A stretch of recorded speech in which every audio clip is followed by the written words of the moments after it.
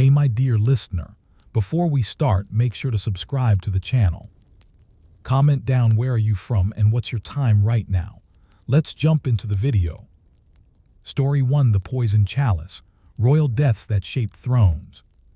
When you think of medieval kings, images of grand halls, shining crowns, and armies stretching across the horizon often come to mind. But behind the pomp and ceremony, the corridors of power were far more treacherous than the battlefield ever was. In these silent halls, where tapestries muted footsteps and candlelight flickered across cold stone walls, the most dangerous threats were often invisible. Carefully brewed poisons, slow-acting toxins, and cunning plots designed to topple thrones. You might assume that a king's greatest enemies were rival armies or rebellious barons. But in reality, some of the most consequential deaths in medieval history came not from swords or arrows, but from cups, goblets, and dishes served at the royal table. Take, for example, the story of Charles VII of France in the late 15th century. Known to history mostly as a young king with a taste for ambitious campaigns, his life, and that of many monarchs around him, was constantly shadowed by the threat of assassination. What's particularly interesting about Charles is not just the wars he waged in Italy, but the way even his closest confidants were wary of sharing meals with him. In an era when kings' diets were deliberately elaborate, the complexity of the cuisine could be weaponized. Ingredients such as belladonna, arsenic, or even ground minerals could be hidden in sauces or pastries. The terrifying aspect is that the signs of poisoning were subtle. A lingering fatigue, stomach pains, or sudden death after a banquet could easily be dismissed as illness. This fear was not unfounded. Poisoning as a method of assassination had become a grimly efficient form of political maneuvering by the 14th century. The story of King Henry VI of England illustrates this vividly. Henry's reign was marked by extreme fragility. A king often described as gentle, pious, and indecisive, he became a target not just for foreign enemies, but for ambitious relatives within his own family. One historical account, though shrouded in mystery, suggests that Henry may have been slowly poisoned during his imprisonment by Yorkist forces before the tragic culmination of the Wars of the Roses. Whether the chroniclers exaggerated the threat or documented actual events, the possibility alone was enough to create an environment of paranoia that permeated every royal court in England. To understand why poisoning became a preferred method, we need to consider the mechanics of medieval governance. Kings were constantly surrounded by courtiers, advisors, and servants, many of whom depended entirely on the king's favor for survival. This created a network of influence that was both protective and potentially lethal.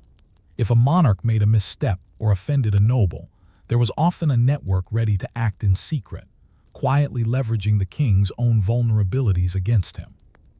Poisoning required no armies, no formal battle plans, and left minimal evidence perfect for ambitious courtiers who wanted power without open rebellion. Even the instruments of daily life in a king's palace could conceal deadly secrets. Cups and goblets were sometimes lined with metallic compound designed to react with the liquids poured into them, creating delayed poisons that mimicked natural illness. Certain spices, imported from the East and considered exotic delicacies, were occasionally laced with toxins. Even the preparation of food was suspect. Cooks could be bribed or coerced into serving deadly meals, and since a king's diet was often dictated by ritual and ceremony, he would rarely refuse what was presented, even if something felt slightly off. The fascination with poison also reflected broader societal beliefs. Alchemy and early chemistry were closely tied to notions of both healing and harm. Kings often employed court alchemists not just to search for gold or elixirs of life, but to explore substances that could influence others invisibly. The duality of alchemy as a pursuit of life's secrets and as a potential instrument of death created a culture in which subtle manipulation of substances became both a science and an art. Imagine the tension in a banquet hall where the king sipped wine, unaware that one sip could be his last, while hidden eyes observed and measured the effects with almost clinical detachment. Perhaps the most chilling element of these tales is the psychology of the king himself. Some rulers were hyper-aware of the threat and surrounded themselves with layers of protection. Multiple cups of wine, each tasted by a different servant, elaborate rituals in dining, and even bodyguards whose sole duty was to watch for signs of tampering. Others, less cautious, fell victim quickly. And yet, even for those hypervigilant kings, paranoia could be just as deadly. The fear of being poisoned could dominate decision-making, strain alliances, and even lead to tyranny, as suspicion corroded trust within the royal household. A particularly notorious case occurred with Ladislaus the Posthumous, a king who inherited the thrones of Hungary, Bohemia, and Austria as a child. Surrounded by regents and guardians, his reign was more symbolic than practical, yet the constant jockeying for influence around him created an environment where every meal was a potential trap. Chroniclers hint at several suspicious deaths within his court: noblemen, distant relatives, and even caretakers, though precise evidence is scarce. What remains clear is that the threat of poison was a pervasive reality, shaping decisions from the smallest culinary choice to the largest political maneuver. Poison also carried symbolic weight.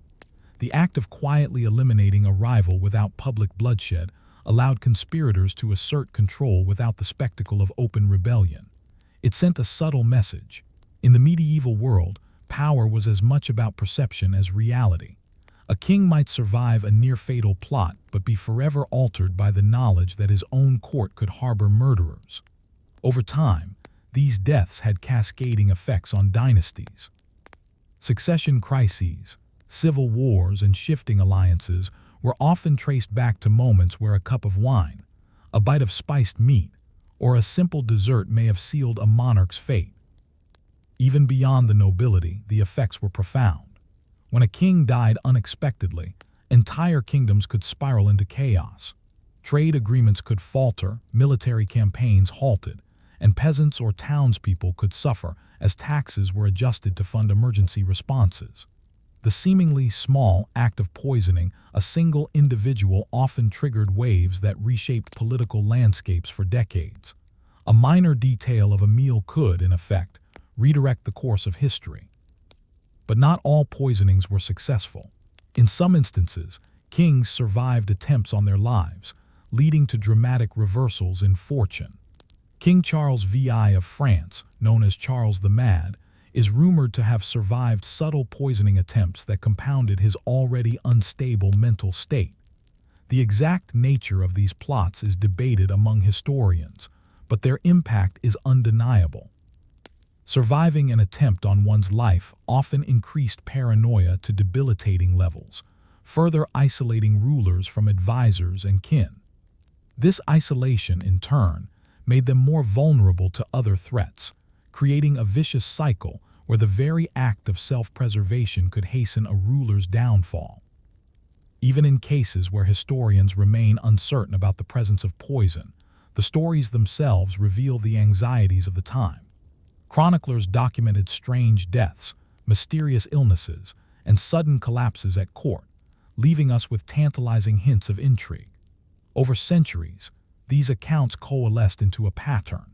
Medieval kings lived in a world where death could come from a blade or a goblet, and the boundaries between natural illness and deliberate murder were often indistinguishable.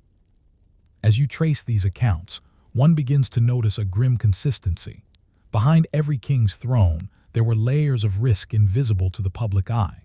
From the youngest prince to the most seasoned ruler, no one was entirely safe. And while history often celebrates victories on the battlefield or diplomatic triumphs, some of the most consequential events were triggered not by armies, but by a teaspoon of powder, a suspicious meal, or a trusted servant who had been quietly bribed. So when you consider the grand tales of medieval kings, the wars, the marriages, the coronations, remember that beneath the spectacle, the daily reality was far more precarious. Kings were humans navigating a world where loyalty was conditional, danger invisible, and survival uncertain. Each death, each mysterious illness, had the potential to alter the trajectory of a kingdom, reshaping history in ways both subtle and profound. And yet, for all the stories of poisonings, plots, and clandestine threats, one question lingers. How many of these deaths were truly the result of malicious design, and how many were natural misfortunes amplified by fear and rumor? In other words, how much of medieval history's blood-stained legacy was real, and how much was imagined in the shadowy corners of paranoia? The delicate dance of power in medieval courts often revolved around subtle, unseen threats, and nowhere was this more evident than in the aftermath of a suspicious death.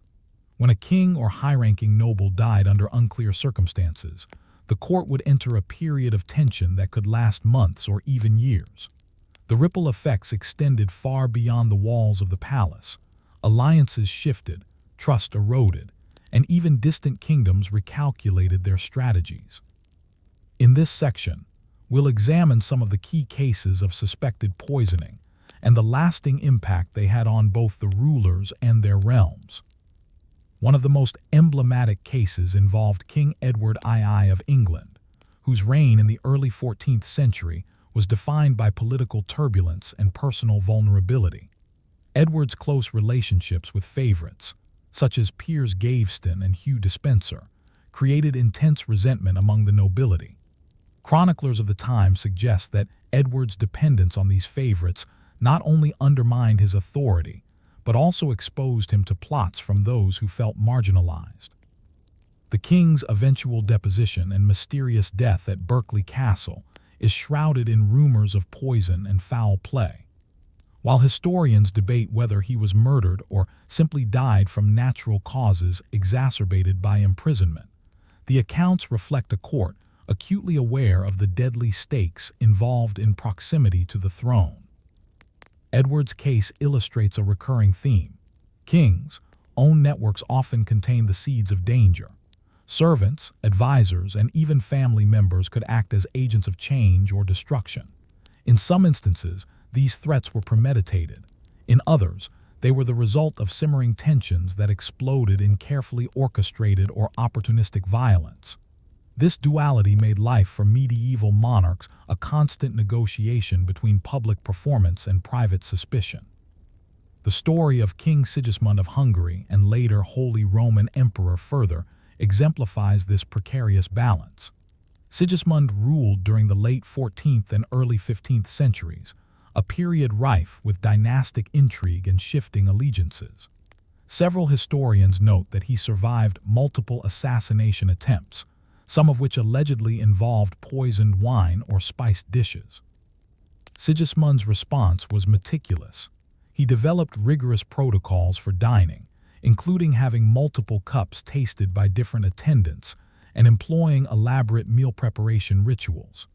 His survival wasn't merely a matter of luck, it was a combination of caution, observation, and understanding the lethal potential of the mundane.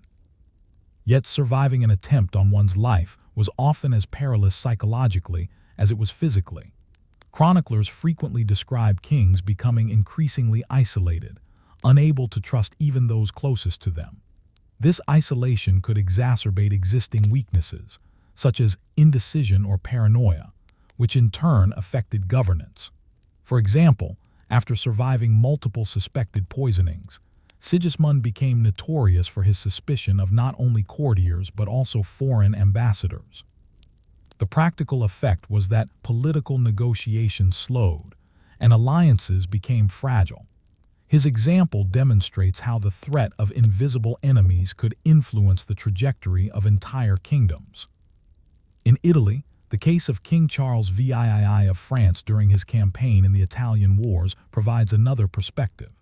While on the surface, these wars were about territorial conquest and dynastic ambition, Charles's personal life was riddled with fear of betrayal.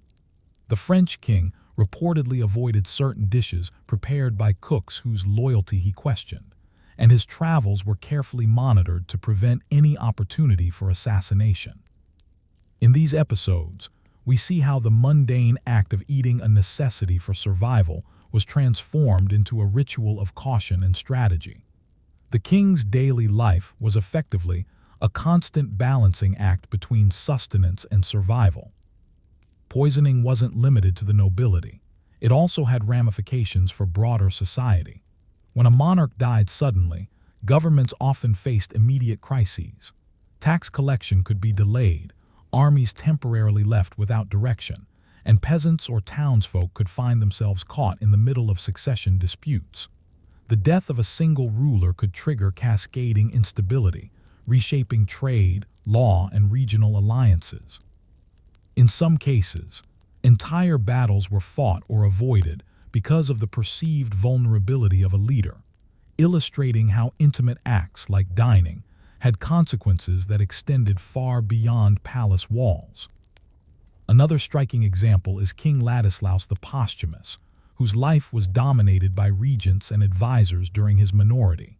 The power struggles surrounding his reign were not always public. Chroniclers hint at a pattern of mysterious deaths among those close to him, which may have been politically motivated. Whether these deaths were acts of murder or coincidences framed as poisonings, they contributed to an atmosphere of suspicion that defined his court. Even after Ladislaus's untimely death, the suspicion of foul play lingered, affecting subsequent succession and the political stability of Hungary and Bohemia. Courts weren't just physically dangerous, they were psychologically taxing. Kings had to maintain appearances of strength and composure while knowing that a single misplaced word, a poorly timed insult, or even a moment of indulgence could result in death. Poison forced rulers into a perpetual state of vigilance. Protocols around meals, drink, and personal contact became elaborate and often exhausting. Servants and guards were scrutinized, dishes tasted, and even the presence of certain nobles at court became a matter of life and death. The tension between appearing regal and maintaining survival shaped the way medieval kings interacted with their surroundings and with history itself. Interestingly, the use of poison also intersected with religion and superstition. Some believed that poisons could be detected or countered with holy water, prayers, or ritual objects. Alchemists, serving both as scientists and occult advisors, often experimented with substances that could heal or harm, blending the practical with the mystical. A king's table, therefore, became not just a place for food, but a site of constant negotiation between science, superstition, and security. Every bite taken could be interpreted as an act of trust or an act of fatal risk. The influence of poisoning on history also extended into the realm of succession. Unexpected deaths often created power vacuums that emboldened ambitious nobles, neighboring rulers, and foreign powers. The Wars of the Roses in England were fueled, in part, by mysterious deaths and sudden shifts in inheritance, many of which may have involved subtle foul play.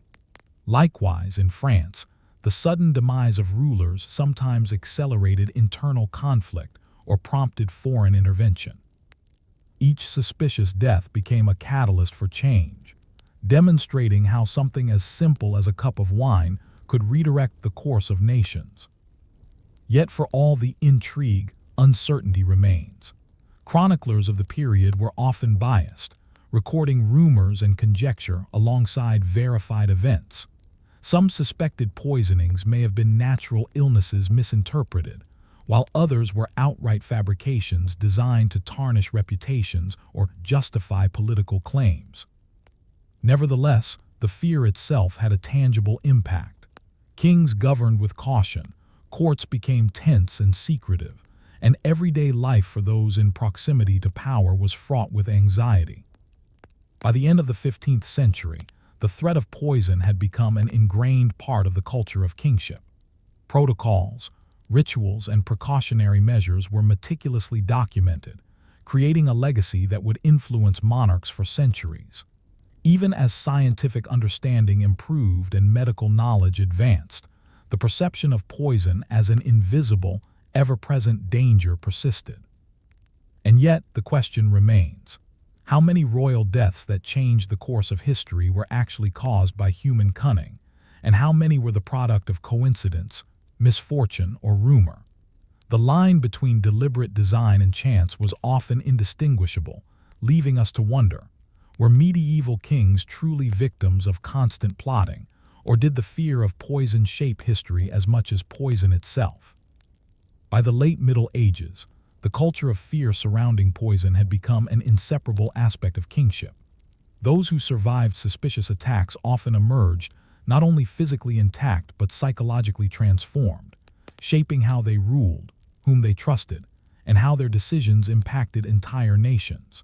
In this final section, we explore the climactic consequences of these unseen battles, the legacies of the monarchs involved, and the lessons that the shadowy corridors of power left for history. Take, for instance, the fate of Edward II of England. After years of political tension and suspected foul play, Edward was eventually deposed by his wife, Isabella of France, and her ally, Roger Mortimer. What followed his imprisonment and eventual death remains one of the most infamous episodes in English history. Chroniclers wrote with horror that Edward died under mysterious circumstances, some suggesting he was deliberately murdered to prevent him from reclaiming the throne. Whether poisoned, suffocated, or otherwise executed, Edward's death illustrates the extreme vulnerability of kings whose power rested more on perception than force. The kingdom he left behind was fractured, setting the stage for further conflicts that would reverberate through generations. Not every monarch fell victim, of course. Sigismund of Hungary and Holy Roman Emperor provides a counterpoint, demonstrating how vigilance and calculated caution could turn the tables on would-be assassins. By surviving multiple assassination attempts, Sigismund consolidated his authority and strengthened his court. However, the price of survival was high. His persistent paranoia eroded trust, constrained diplomacy, and contributed to a rigid, almost isolating form of governance. The lesson was clear: surviving poison could ensure longevity, but it also transformed leadership, emphasizing suspicion over openness and strategy over spontaneity. The story of Charles VII of France further emphasizes the unpredictable consequences of this era. On his Italian campaign, Charles moved with extraordinary caution, wary of betrayal at every turn. Yet even with elaborate precautions, he could not entirely escape the dangers of proximity to power. His untimely death from an accident, a fall from a horse, underscored a paradox. No amount of vigilance could protect a monarch from every threat, and often the most mundane hazards were as deadly as the most sophisticated plots. Nevertheless, the culture of caution he maintained throughout his reign reshaped the behavior of his successors, embedding rituals of security that would last for generations. What emerges from these accounts is a pattern. The threat of poison was less about actual mortality rates and more about the psychology of fear. Kings and their courts operated in a heightened state of vigilance, shaping policy, alliances, and even daily routines. Banquets became arenas of subtle strategy, and every meal a test of trust. In some ways, poison became a tool not merely of murder but of control. The specter of a poisoned cup or dish influenced decisions at the highest levels of government, affecting kingdoms in ways both visible and invisible. Consider the broader historical impact. The Wars of the Roses, the Italian Wars, and countless succession crises were catalyzed or complicated by sudden, unexplained deaths. Whether due to poison, accident, or illness, these moments created opportunities for ambitious nobles, foreign powers, and rivals to exploit uncertainty. History often credits armies and political maneuvering for changes in power, but these subtle interventions, often invisible to contemporary chroniclers, had equally profound effects. A single cup of tainted wine could, indirectly, redirect the course of a nation. Equally important is the role of chroniclers, whose accounts shaped our understanding of these events. Medieval historians, scribes, and clerics often blended fact with speculation, creating a tapestry of intrigue and rumor. Tales of poisoned monarchs were compelling and cautionary, serving both as warnings to current rulers and as lessons for posterity.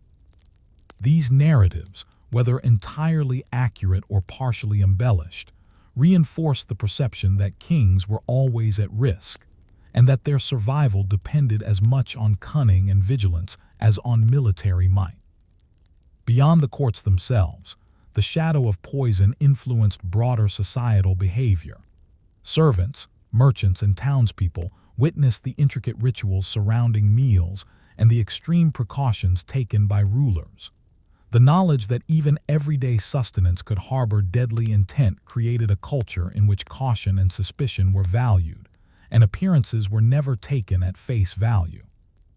In this sense, the legacy of poisoned cups extended beyond the nobility, affecting perceptions of trust, loyalty, and danger throughout medieval society. The ultimate irony is that while many monarchs invested tremendous energy in avoiding subtle threats, the most ordinary dangers, illness, accidents, or battlefield injury, remained unavoidable. The obsessive focus on poison, while understandable, sometimes distracted rulers from these equally lethal realities. And yet, the psychological weight of fear itself became a force shaping history. Decisions constrained by paranoia could determine the outcome of wars, influence diplomatic negotiations, and even dictate succession, often with lasting consequences. So when you look back on the era of medieval kings, it is not enough to imagine only glittering crowns and triumphant armies. You must also envision the quiet anxiety in candlelit chambers, the meticulous rituals of dining, and the constant calculation of trust. The poisoned chalice, real or imagined, reminds us that history is shaped as much by fear and human psychology as by sword or law. In reflecting on these stories, one can see a timeless lesson. Power is never merely a matter of strength or strategy. It is also about perception, vulnerability, and the hidden mechanisms by which individuals influence events.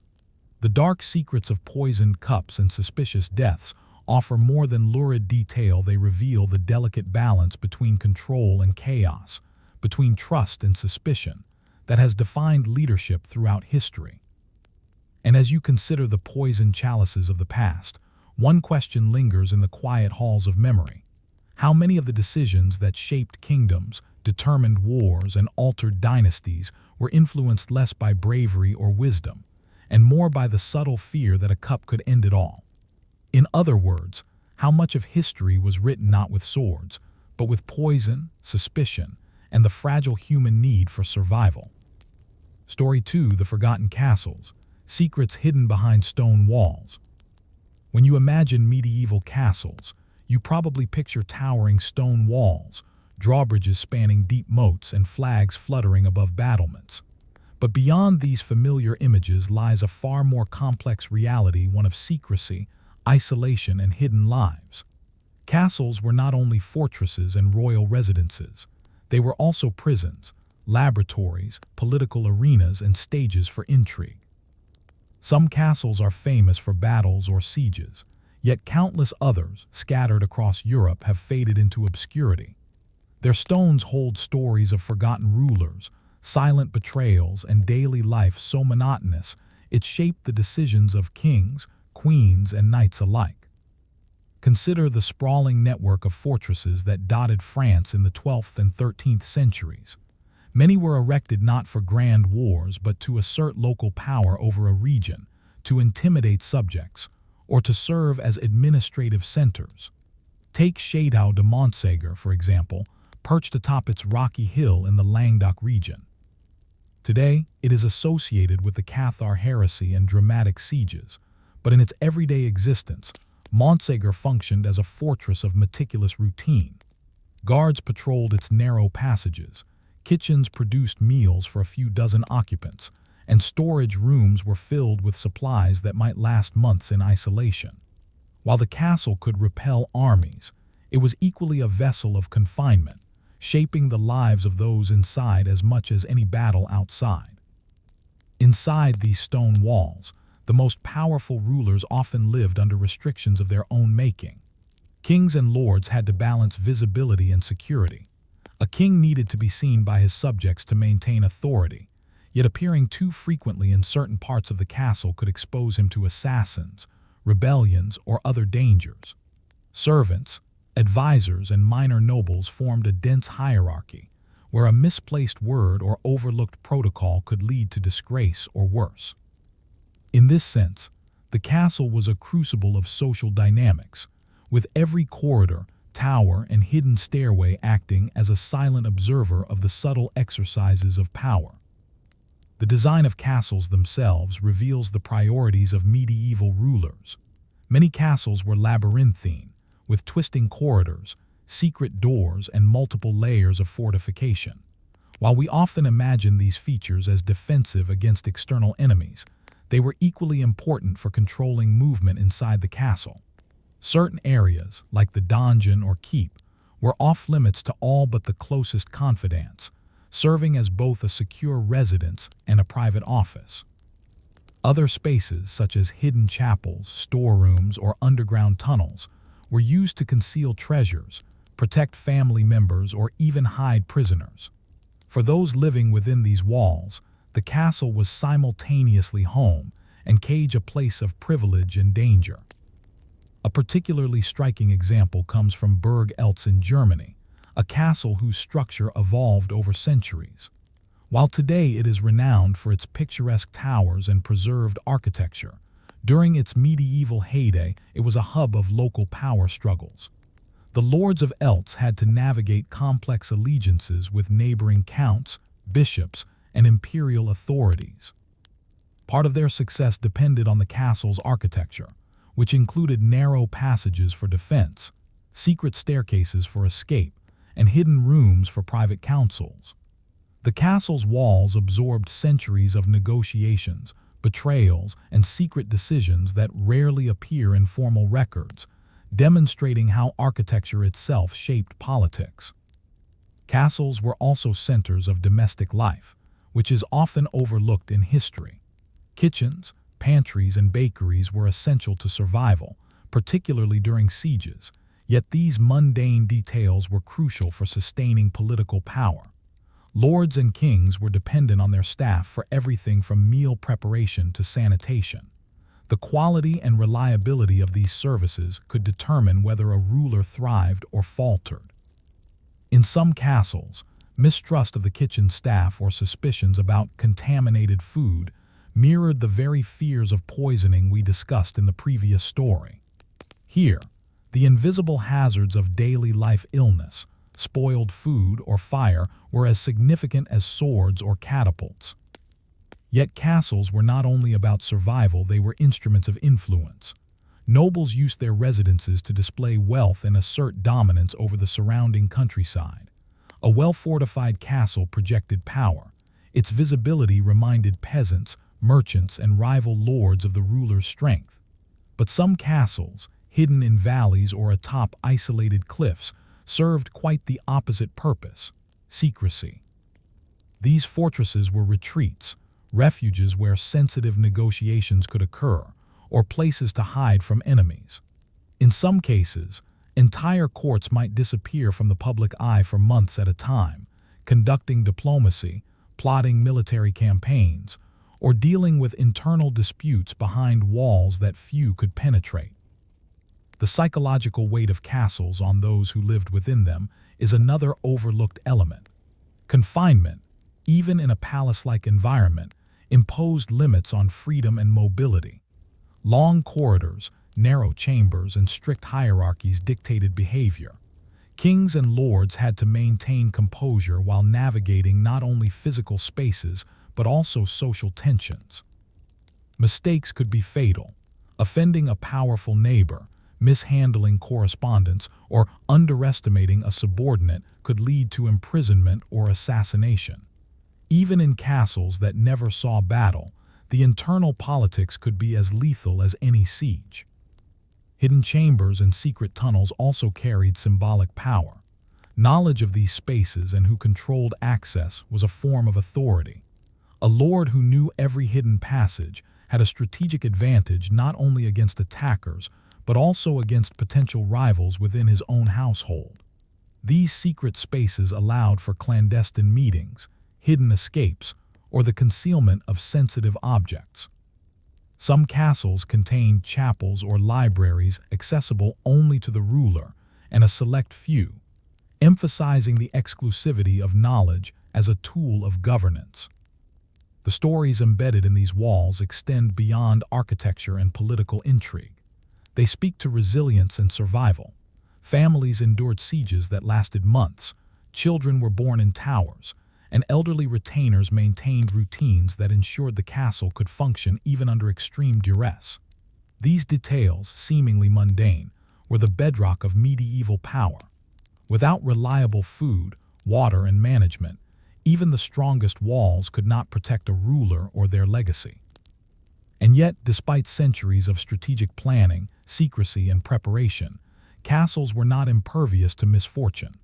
Fires, structural collapse, or sieges could render even the most meticulously fortified castles vulnerable. In some cases, castles were abandoned, leaving only ruins that today hide the stories of those who lived, plotted, and survived within their walls. The silence of these ruins belies the intensity of life that once pulsed inside. Disputes, negotiations, betrayals, and quiet triumphs that shaped local and national histories alike. The paradox of castles, then, is clear. They were simultaneously symbols of strength and reminders of vulnerability. They housed power, yet contained threats. They offered security, yet imposed confinement. Every stone, every corridor, and every hidden chamber played a role in the delicate balance between visibility and secrecy, authority and fear.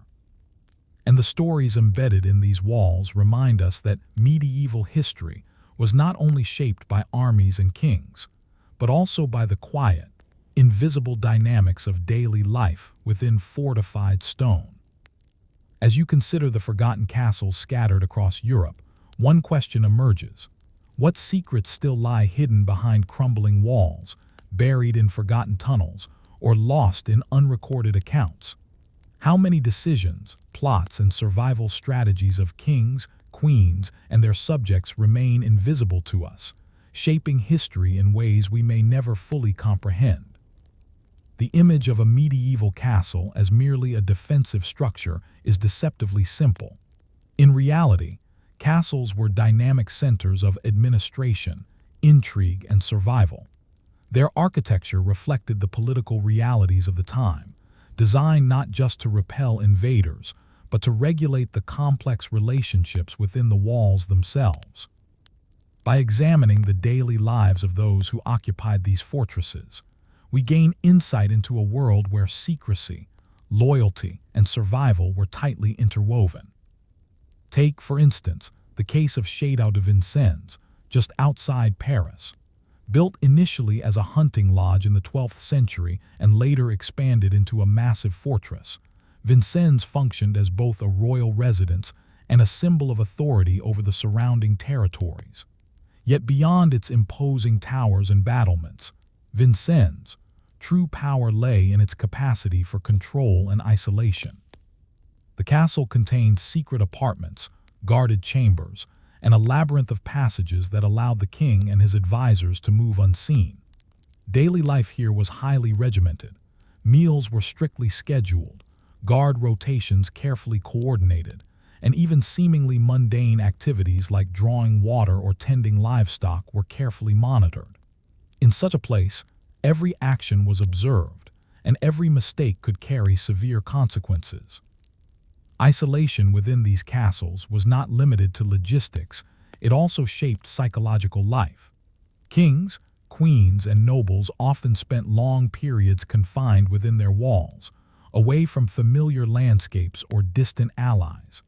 This separation created a distinct social microcosm, where courtiers and servants had outsized influence over events. A seemingly insignificant servant could hold the keys to a secret staircase or guard the entrance to a private chamber, giving them leverage over the most powerful individuals. Power, it seems, was not determined solely by birth or title, but by intimate knowledge of the castle's hidden mechanisms. Some castles were effectively miniature cities, housing hundreds of individuals, from high-ranking nobles to servants, craftsmen, and soldiers. Managing such a population required meticulous planning. Kitchens had to supply food for weeks, even months, anticipating potential sieges or political unrest. Sanitation, storage, and water supply were critical. A failure in any of these areas could lead to disease or famine, compromising both the ruler's health and authority. In this sense, survival in a castle depended as much on administration and routine as on the strength of its walls or the skill of its defenders. Yet these fortresses were not merely passive containers of human activity, they were instruments of strategy and influence. Lords could negotiate, plot, and consolidate power from within these walls, using the castle's architecture as an active participant in politics. Hidden chambers facilitated private councils and clandestine meetings. Towers provided vantage points not only for defense, but also for observation of both allies and rivals. Every corner of the castle was imbued with purpose, influencing decisions as much as any written law or royal decree. Consider Elt's Castle in Germany. Built across multiple centuries, it exemplifies the layered functionality of medieval fortresses. Its towers, interconnected by narrow bridges and winding staircases, were as much about controlling internal movement as repelling external threats. Lords of Eltz could retreat to private apartments, monitor visitors, or intercept messages, all while maintaining the appearance of a stately residence. In doing so, they balanced visibility with secrecy, projecting power outward while safeguarding their own autonomy. The castle itself became a silent participant in governance, shaping outcomes without ever appearing in official records. The strategic use of castles extended to the management of hostages, prisoners, and political rivals. Many fortresses contained hidden dungeons or isolated towers, where individuals could be confined indefinitely. These spaces were not always designed for cruelty, but for control. A single prisoner could represent leverage in negotiations, a warning to rebellious vassals, or a safeguard against rival claims to authority. The existence of such hidden chambers underscores the duality of castles. They were both protective homes and instruments of coercion. Interestingly, castles also influenced cultural and intellectual life.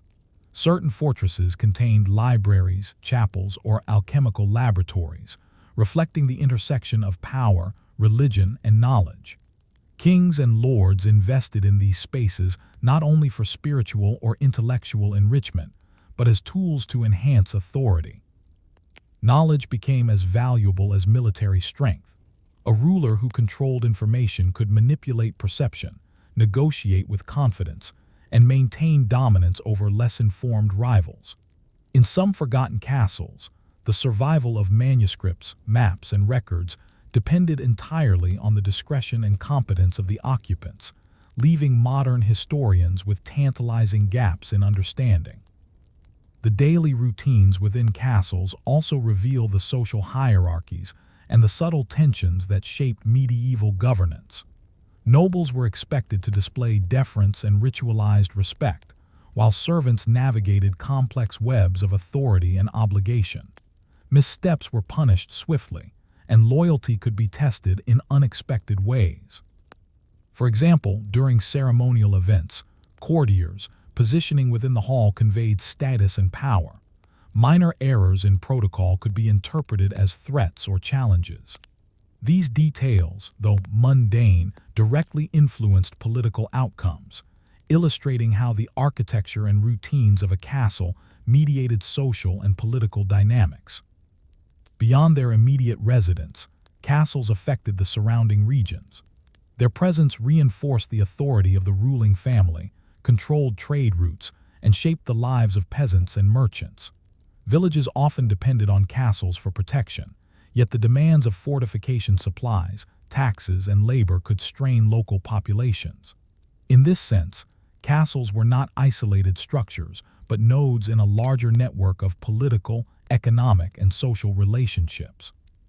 Every stone and corridor contributed to a broader strategy of dominance, survival, and influence. Despite their formidable construction, castles were far from invulnerable. Structural decay, fire, disease, and sieges posed constant threats. Historical accounts describe months-long sieges where starvation, disease, and psychological strain often proved more deadly than the attackers themselves. In these circumstances, resilience was essential. Knowledge of hidden passages, storage management, and the loyalty of retainers could determine whether a fortress and its occupants survived. Many castles were abandoned over time, leaving ruins that conceal centuries of forgotten stories and strategies. In reflecting on the forgotten castles of Europe, one sees a world where survival, secrecy, and power were inextricably linked. Walls protected, corridors controlled, and hidden chambers influenced decisions that shaped kingdoms. Yet for all the careful planning and fortification, castles were as fragile as the human relationships within them. The history of these fortresses reminds us that power is never solely about physical strength. It is also about knowledge, vigilance, and the ability to navigate the unseen complexities of daily life. And as you peer into the shadowed halls of these forgotten fortresses, one question persists. How many decisions that shaped history, from alliances and marriages to wars and betrayals, were influenced not by the battlefield, but by the hidden corridors and silent chambers of these castles? What stories remain locked away, waiting to be rediscovered behind stone walls that have stood for centuries? By the time a medieval castle had survived decades or even centuries, it had accumulated not only stone and mortar but also layers of human experience. Victories, defeats, betrayals, celebrations, and quiet acts of survival. In this final section, we explore how these fortresses shaped the lives of those within, the political landscapes of their regions, and the echoes of forgotten stories that endure long after the walls have crumbled. Take Chateau-de-Foix in southern France. Perched atop a steep hill, its imposing walls were more than defensive, they were psychological. For local populations, the castle represented authority, protection, and at times oppression. Inside, the Counts of Foix navigated a labyrinth of social hierarchies, secret passages, and strategic chambers. Decisions made within its walls affected trade, justice, and alliances across the Pyrenean region. Yet despite its formidable presence, the castle was constantly vulnerable to internal instability. Power struggles among heirs, disputes with neighboring lords, and the ever-present threat of rebellion. Its history reminds us that castles were not simply static monuments, they were living instruments of governance, diplomacy, and human resilience. The influence of hidden spaces within castles is particularly striking. In many fortresses, secret rooms or underground tunnels were used to conceal sensitive documents, treasure, or even people. Elt's Castle in Germany, for instance, preserved private chambers that allowed the lords to negotiate and strategize away from prying eyes. In other cases, hidden dungeons held captives whose fates could alter political dynamics. Hostages, rival claimants, or disgraced nobles were often kept alive but invisible, their existence leveraged to secure compliance or manipulate outcomes. The very architecture of a castle could, in essence, control the flow of power as much as armies or treaties could. Castles also served as centers of cultural and intellectual life. Many housed chapels, libraries, or workshops where religion, knowledge, and innovation converged. Knowledge was power. Manuscripts, maps, and letters could be stored safely away from potential thieves or rivals. In some cases, this preservation was accidental, a byproduct of inaccessibility. In others, it was intentional, reflecting the ruler's awareness of the value of information. Through these spaces, castles contributed to the survival of intellectual and religious traditions that might have otherwise been lost to war or time. But castles were not merely instruments of control, they were crucibles of resilience. Life inside required constant attention to routine and survival. Kitchens and pantries were meticulously stocked, water sources maintained, and guard rotations rigorously followed. During sieges, the inhabitants' survival depended on careful management of these resources, as well as the loyalty and ingenuity of every member of the household. This was particularly evident in castles such as Montségur, where the Cathars endured months of siege with limited supplies, and their endurance became legendary. Here, the mundane rationing bread, rotating guards, and repairing walls was as critical to history as the battles fought outside. Interestingly, the political significance of castles extended far beyond their walls. Their mere presence could influence diplomacy, trade, and local governance. A fortified structure commanded respect, deterred invasions, and projected authority over nearby towns and villages. At the same time, castles demanded labor, taxes, and resources from the surrounding region, creating a delicate balance between power and burden. Lords who understood this dynamic could consolidate influence, while those who mismanaged it risked revolt or isolation. In this way, castles acted as both instruments and symbols of power, shaping human behavior on multiple levels. Yet for all their strength and influence, castles were subject to impermanence. Fires, structural decay, and military defeats often led to abandonment. Many castles that once played pivotal roles in shaping politics and local economies fell into ruin, leaving only silent stones and crumbling towers. Yet even in ruin, they preserve memory. Archaeological remnants, preserved manuscripts, and folklore reveal glimpses of the lives once contained within, showing that the legacy of castles is not measured solely in stone, but in the human stories they sheltered. The social dynamics within castles also offer insight into medieval governance. Relationships between rulers, courtiers, and servants were intensely hierarchical yet deeply interdependent. A ruler's authority depended on careful management of these relationships. Loyalty had to be earned, trust constantly negotiated, and influence carefully monitored. Even the smallest oversight, a misdelivered message, a poorly timed gesture, or the failure to maintain hidden passages could have consequences for governance and survival. In this sense, the castle functioned as a microcosm of the larger political landscape, where every action and decision had layered significance. As castles evolved, they became symbols of both resilience and vulnerability. Their walls protected rulers, but also confined them. Their corridors offered avenues of influence, but also opportunities for betrayal. They remind us that power is never absolute, and that history is shaped not only by the mighty and public acts of war, but also by the hidden, quiet negotiations that occur behind closed doors. By understanding castles in this fuller context, we appreciate that medieval history is not only the story of kings and battles, but also of endurance, adaptation, and the subtle manipulation of the spaces around us. Ultimately, the legacy of these forgotten castles lies not just in their physical remnants, but in the lessons they leave for us today.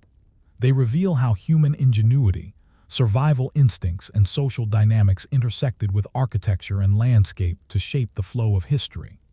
Each hidden chamber, secret staircase, and fortified wall was a testament to the human desire to preserve life, authority, and knowledge.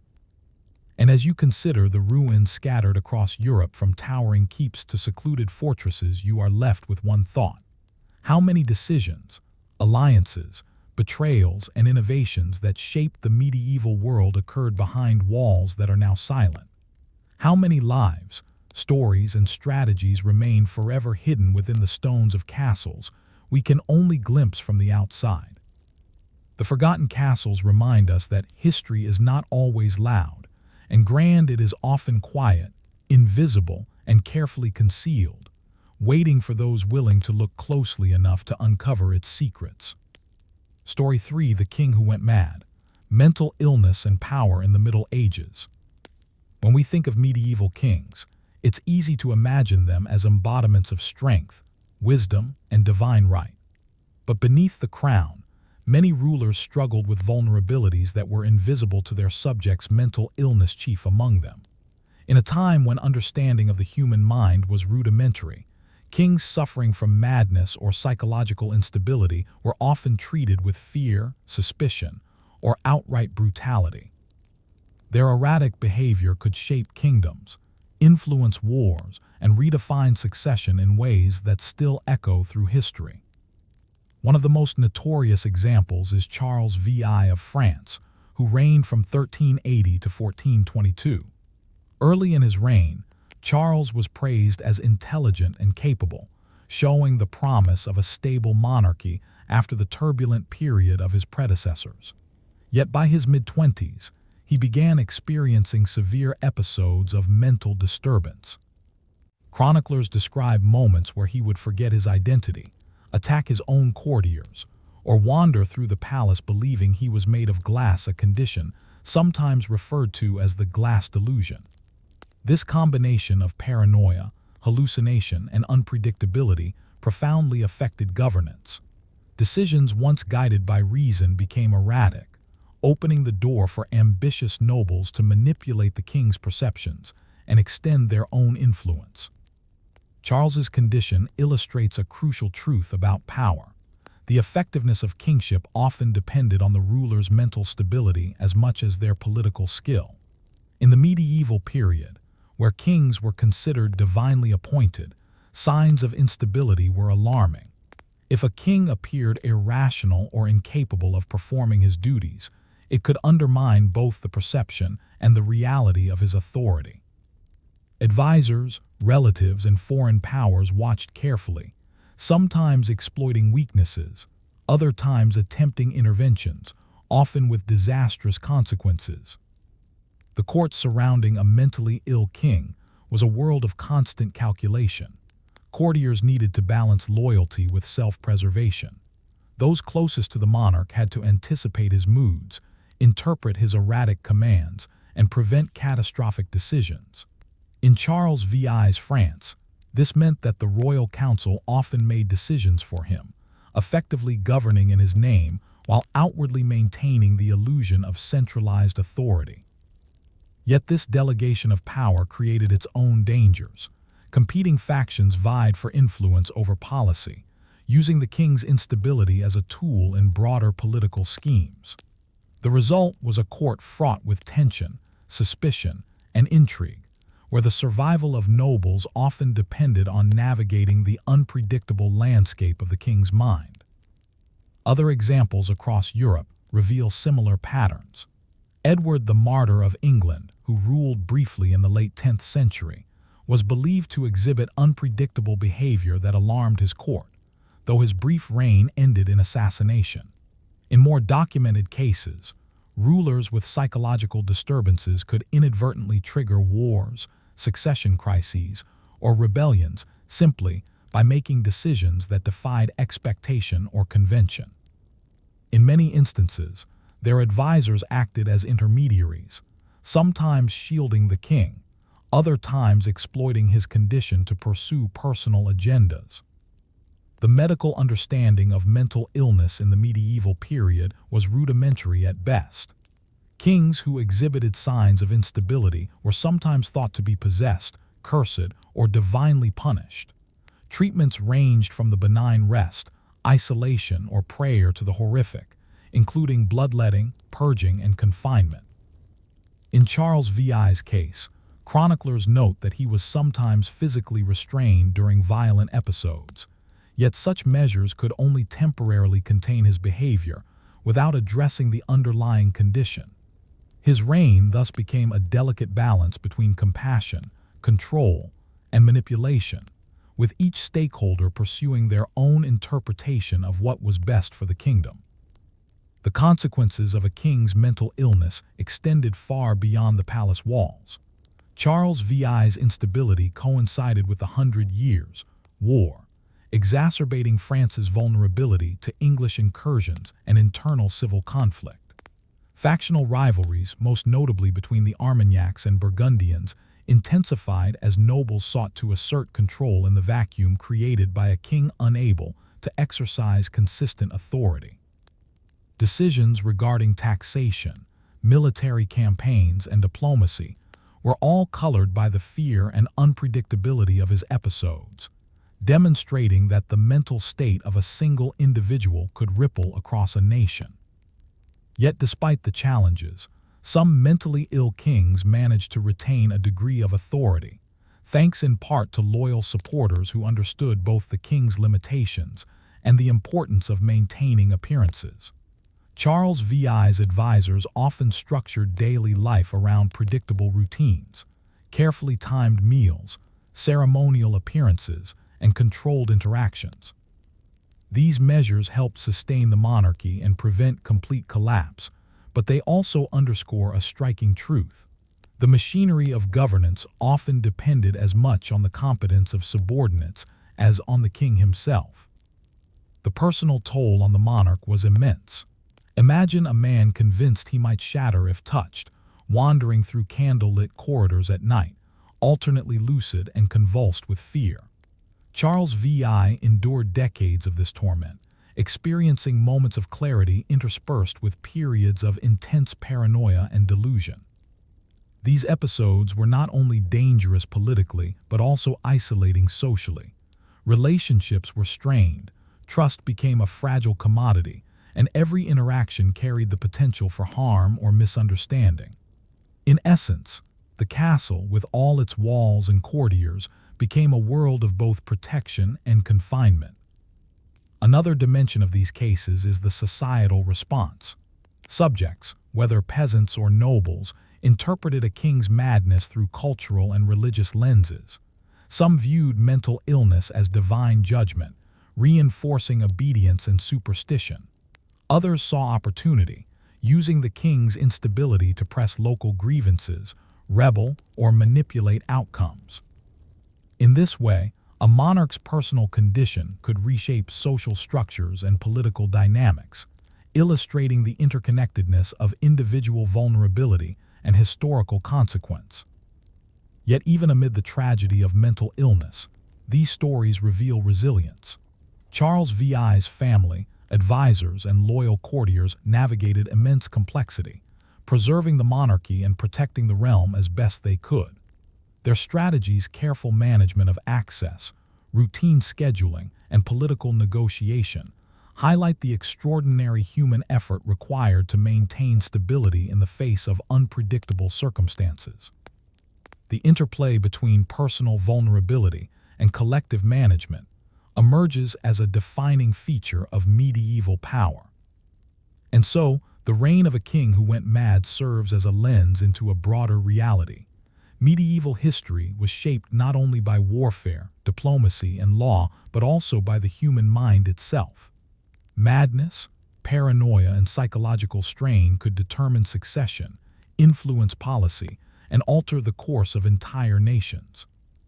And while modern medicine allows us to diagnose, treat, and understand mental illness, medieval kings had no such resources, relying instead on ritual, routine, and the loyalty of those around them. By the end of Section 1, one question lingers. To what extent did the personal struggles of mentally ill kings influence the fate of their kingdoms? Was the instability of France under Charles VI the result of political circumstances alone, or did the unpredictability of his mind tip the balance of history in ways that even his advisors could not fully control? By the 1390s, Charles VI's episodes of mental instability had become more frequent and severe. What began as occasional lapses, sudden disorientation, forgetting names, or violent outbursts escalated into prolonged periods of delusion. At times, he would claim that he was made of glass, walking cautiously to avoid shattering, or accuse trusted advisors of plotting against him. These behaviors were not only alarming on a personal level, but had profound political consequences.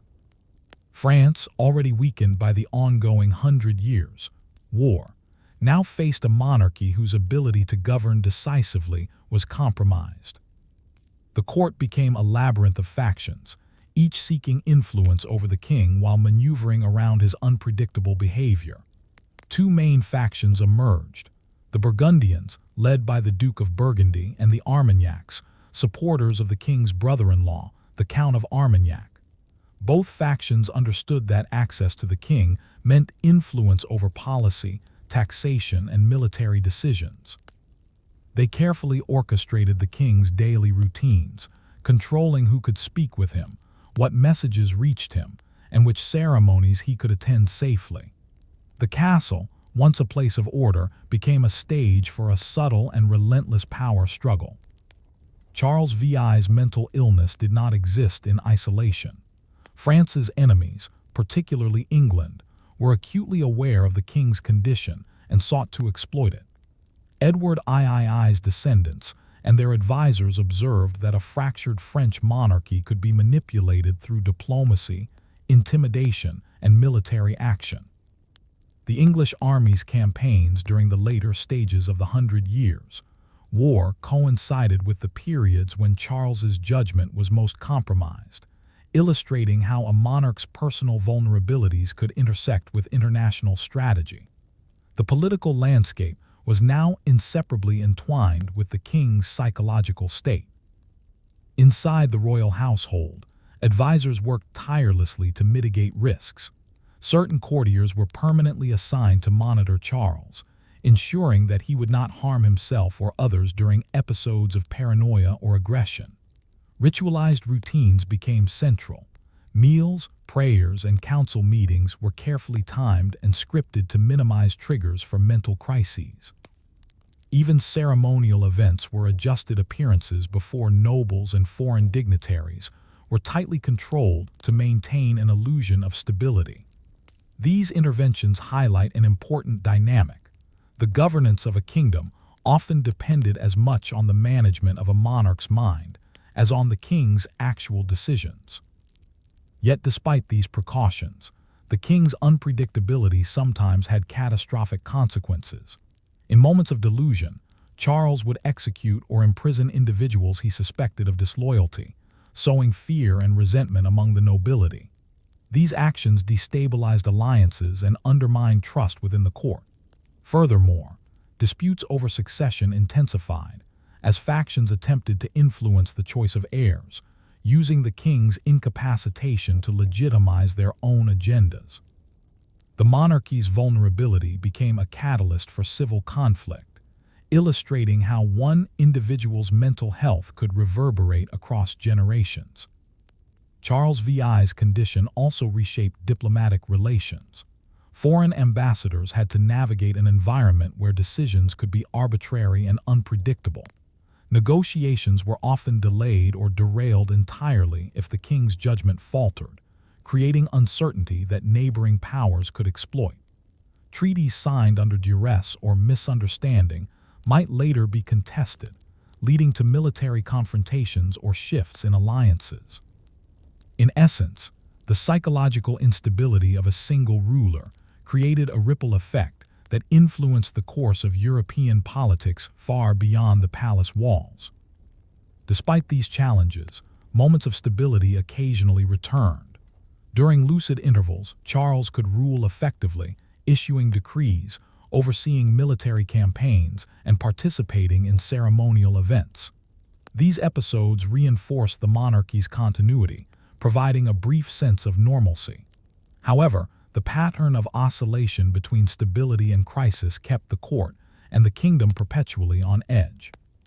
Loyalty, trust, and authority were all contingent upon timing and perception, and the line between governance and chaos was perpetually thin. One of the most striking outcomes of Charles VI's reign was the way it redefined leadership expectations. Nobles and advisors realized that their roles were not merely ceremonial or advisory.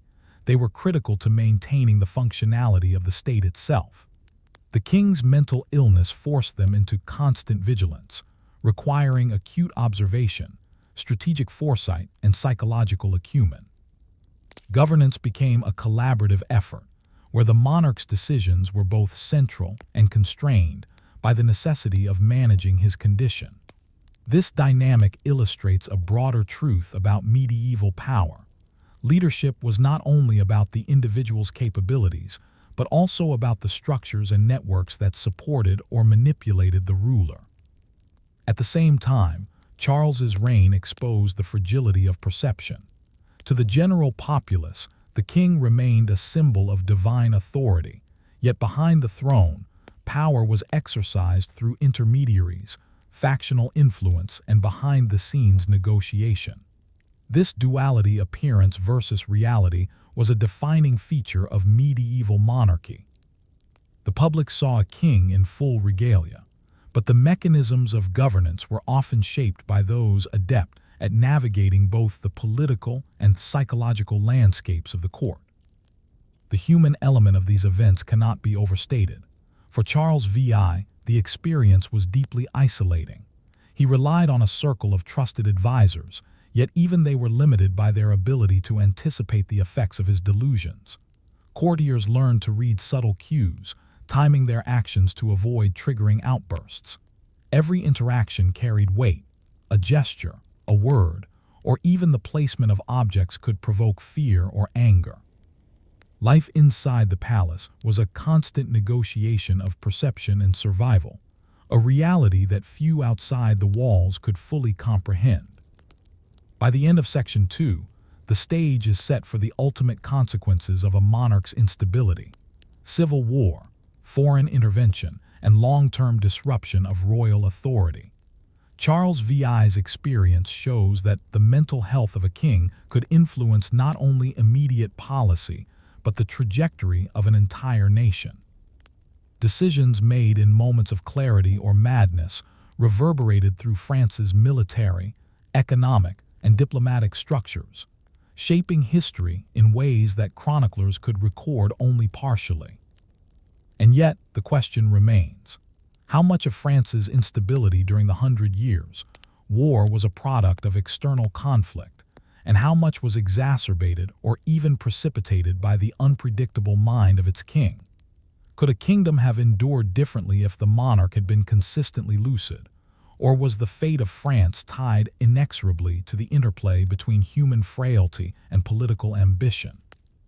By the early 15th century, France had become a kingdom where the instability of the monarch shaped nearly every aspect of governance, diplomacy, and war.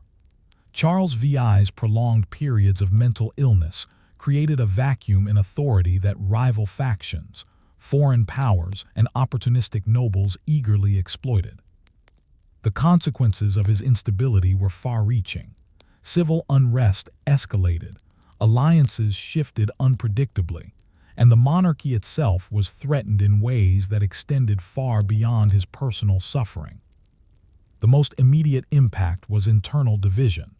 The struggle between the Burgundians and the Armagnacs intensified, with each faction controlling key regions, collecting taxes, and raising armies in the king's name. France, already weakened by years of conflict with England during the 100 Years' War, faced a fragmented leadership. At times, rival factions even engaged in open conflict within the kingdom, each justifying their actions as necessary to protect or support the king. In effect, Charles's illness transformed the monarchy into a symbolic figurehead, while the real power rested with those who could navigate the dangerous currents of the court. One pivotal event was the massacre of Paris in 1418, when Burgundian forces seized control of the city amidst the chaos of factional rivalry. The Armagnacs suffered devastating losses, and the royal court was forced into retreat. This period of civil war demonstrated how a king's incapacity could destabilize a nation, even in the absence of external invasion.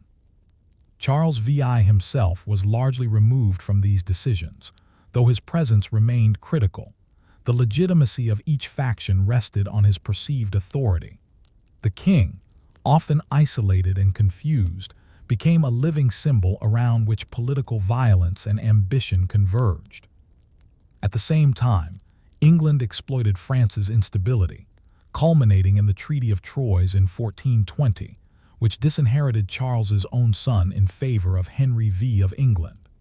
This agreement, imposed under pressure from the divided French court, reflected the extraordinary influence that the king's mental illness had on international politics.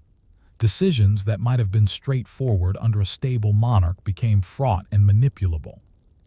The king's inability to assert authority allowed foreign powers to dictate terms that reshaped the succession of the French throne, altering the trajectory of the 100 Years' War. Despite the chaos, Charles VI's reign also illustrates the resilience and ingenuity of those around him. Loyal advisors, family members, and regional governors worked tirelessly to maintain governance, manage resources, and protect the monarchy's continuity. Their careful orchestration of daily routines, strategic interventions, and negotiation of factional disputes highlights the collaborative nature of medieval power. The king's incapacity required others to act as stabilizing forces, revealing that rulership was never solely dependent on a single individual, but on a network of human relationships, knowledge, and vigilance. The human toll of this instability was profound. For Charles himself, years of confusion, paranoia, and hallucination took a devastating personal and psychological cost. Courtiers and servants lived under the constant strain of anticipating his moods and mitigating potential outbursts. Nobles had to navigate a court in which a single misstep could result in punishment, imprisonment, or death. Ordinary citizens, meanwhile, experienced the consequences of mismanaged taxation, inconsistent justice, and the ebb and flow of armies moving through their regions. In essence, the king's mental state shaped the lives of millions, demonstrating the deep interconnectedness between individual vulnerability and societal stability. Yet there were long-term lessons embedded in this turbulent era. The experience of Charles VI and his court underscores the critical importance of institutional structures, delegation, and networks of support. When a ruler is incapacitated, whether by mental illness, injury, or age, the stability of the state depends on capable intermediaries who can navigate both governance and perception. Moreover, it highlights how fragile legitimacy can be. Authority is as much a product of belief, ceremony, and symbolic continuity as it is of practical decision-making. Charles VI's reign also invites reflection on the enduring human dimensions of history. Kings were not merely symbols of divine right or instruments of policy. They were human beings, vulnerable to disease, psychological strain, and the pressures of immense responsibility. Their personal struggles could ripple outward, influencing wars, succession, diplomacy, and social order. The story of a king who went mad reminds us that history is not solely shaped by abstract forces or structural dynamics. It is profoundly affected by the minds, emotions, and resilience of individual human beings. By the time of his death in 1422, France had survived years of civil war, foreign pressure, and internal instability, but the kingdom had been irrevocably altered. The succession of Charles's son, Charles VII, marked the continuation of the monarchy, yet the scars of political manipulation, fractured alliances, and social tension remained. The events of Charles VI's reign left an indelible mark on French history, demonstrating how the intersection of personal vulnerability and political power can reshape nations. And so, as you reflect on the life of Charles VI, one question lingers: how many pivotal moments in history have hinged on the frailty of a single mind? How often has the course of kingdoms, wars, and dynasties been influenced not by deliberate strategy or valor, but by the unpredictable workings of human psychology? The reign of a king who went mad reminds us that behind every crown, every throne, and every palace lies the profoundly human story of uncertainty, vulnerability, and the precarious balance between order and chaos. Story 4: Taxes, Tributes, and Tyranny: How Monarchs Bled Their Subjects Dry. When we think of medieval courts, our minds often drift to kings and queens, glittering crowns, and the pomp of ceremonies. Yet behind the throne, hidden from the public eye, existed an entire class of individuals whose influence and labor were crucial to the survival and operation of the monarchy: the royal servants. These men and women managed everything from kitchens and stables to chambers and correspondence. Though often overlooked by chroniclers, their work shaped decisions, ensured the ruler's safety, and sometimes even altered the course of history. Royal servants were more than mere laborers. They were essential intermediaries between the king and the world. Take, for example, the medieval kitchens of Westminster Palace during the 14th century. Hundreds of servants prepared daily meals for the king, his family, and the court. Food had to be delivered on precise schedules, carefully seasoned, and inspected to avoid spoilage or contamination. Given the pervasive fear of poisoning, tasting the dishes before they reached the monarch was not only prudent, but a matter of life and death. The servant tasked with this role held immense responsibility. One error could imperil the king, disrupt court stability, and trigger political fallout. Yet the influence of servants extended far beyond culinary duties. Chamberlains, for instance, controlled access to private royal quarters. They determined who could speak with the monarch, who could deliver messages, and who could observe court deliberations. In a world where proximity to the king equated to power, these gatekeepers effectively became political actors. A loyal chamberlain could protect a monarch from intrigue, while a treacherous one could manipulate access to advance factional interests. This delicate balance made the selection and loyalty of servants a critical concern for rulers. Some servants developed extraordinary influence precisely because of their intimate knowledge of the king and court. Jean de Montreuil, a secretary in the court of Charles V of France, wielded substantial authority by controlling the flow of correspondence and interpreting political messages. By filtering information and framing communications, he shaped the king's perception of events beyond the palace walls. In this way, seemingly minor servants could exercise indirect power equivalent to that of high-ranking nobles, demonstrating how knowledge and proximity could outweigh rank in determining influence. Royal households were also hubs of education and mentorship. Young pages, often from noble families, were trained in etiquette, diplomacy, and the responsibilities of governance. They learned to anticipate the king's moods, navigate complex hierarchies, and maintain discretion in sensitive matters. These lessons were critical, as some of these pages would later become knights, advisors, or administrators, carrying the skills honed in service to the crown into positions of authority. In essence, the household functioned as a school of governance, with servants as both teachers and guardians. The daily routines of servants also reveal a harsh reality. Their work was often exhausting and continuous. Kitchens operated from dawn to dusk. Stables required constant maintenance. Chambers had to be cleaned, organized, and secured. Servants were on call for emergencies, from sudden illness of the monarch to unexpected visits from nobles or envoys. The physical demands were immense, yet their social acumen and vigilance were equally vital. A servant's attentiveness could prevent disputes, detect conspiracies, or safeguard lives, making their labor both practical and politically significant. Some servants leveraged this proximity to wield considerable political influence. During the reign of Henry VII of England, certain confidential advisors and chamber staff shaped the king's access to information, controlled introductions to foreign dignitaries, and mediated disputes among nobles. While they lacked formal titles, their impact on decisions from appointments to marriages was substantial.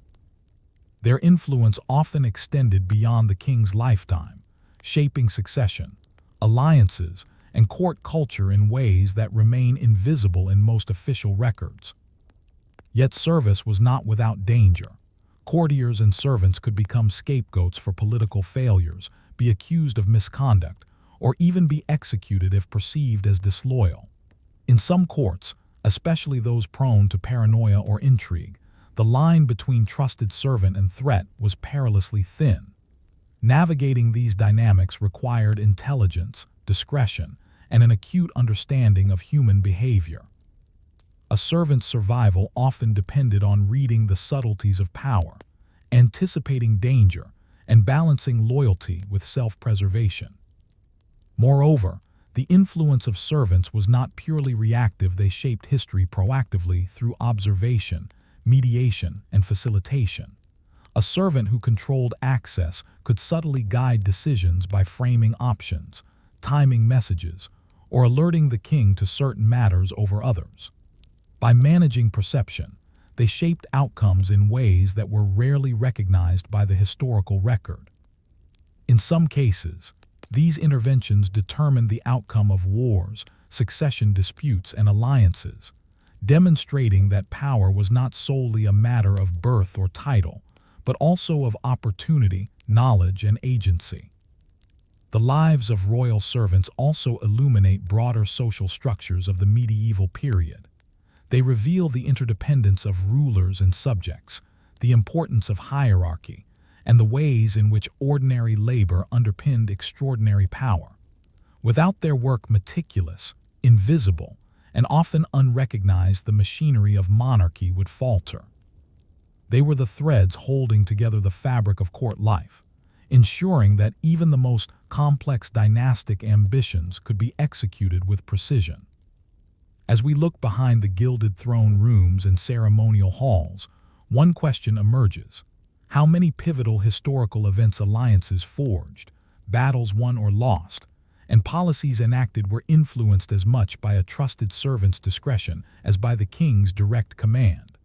In the shadows of the court, power existed in subtle forms, and the hidden labor of servants often shaped the destinies of nations.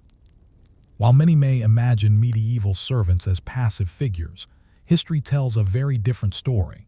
These individuals were constantly active participants in court life, often exerting influence far beyond their official duties.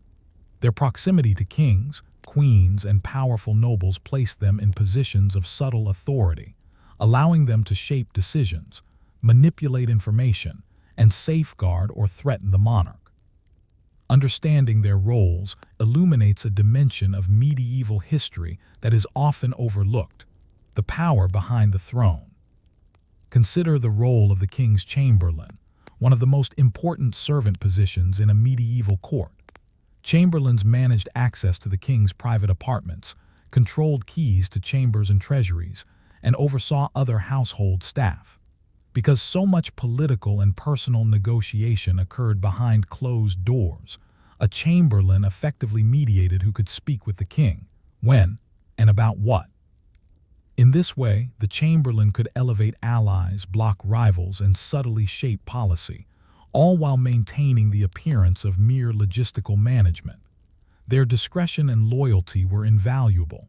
A misstep could spark scandal, rebellion, or even death. The influence of servants extended to correspondence and record-keeping. Secretaries and scribes controlled the flow of written communication, determining which letters reached the monarch and how messages were framed. In some cases, these individuals interpreted instructions, filtered petitions, or annotated letters with commentary, shaping the king's understanding of events. For example, during the reign of Charles V of France, royal secretaries held considerable sway over both domestic and foreign policy, simply by managing information.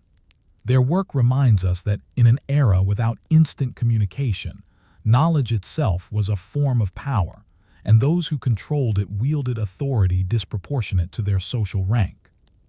Servants were also responsible for maintaining the daily rhythms that enabled kings and queens to govern.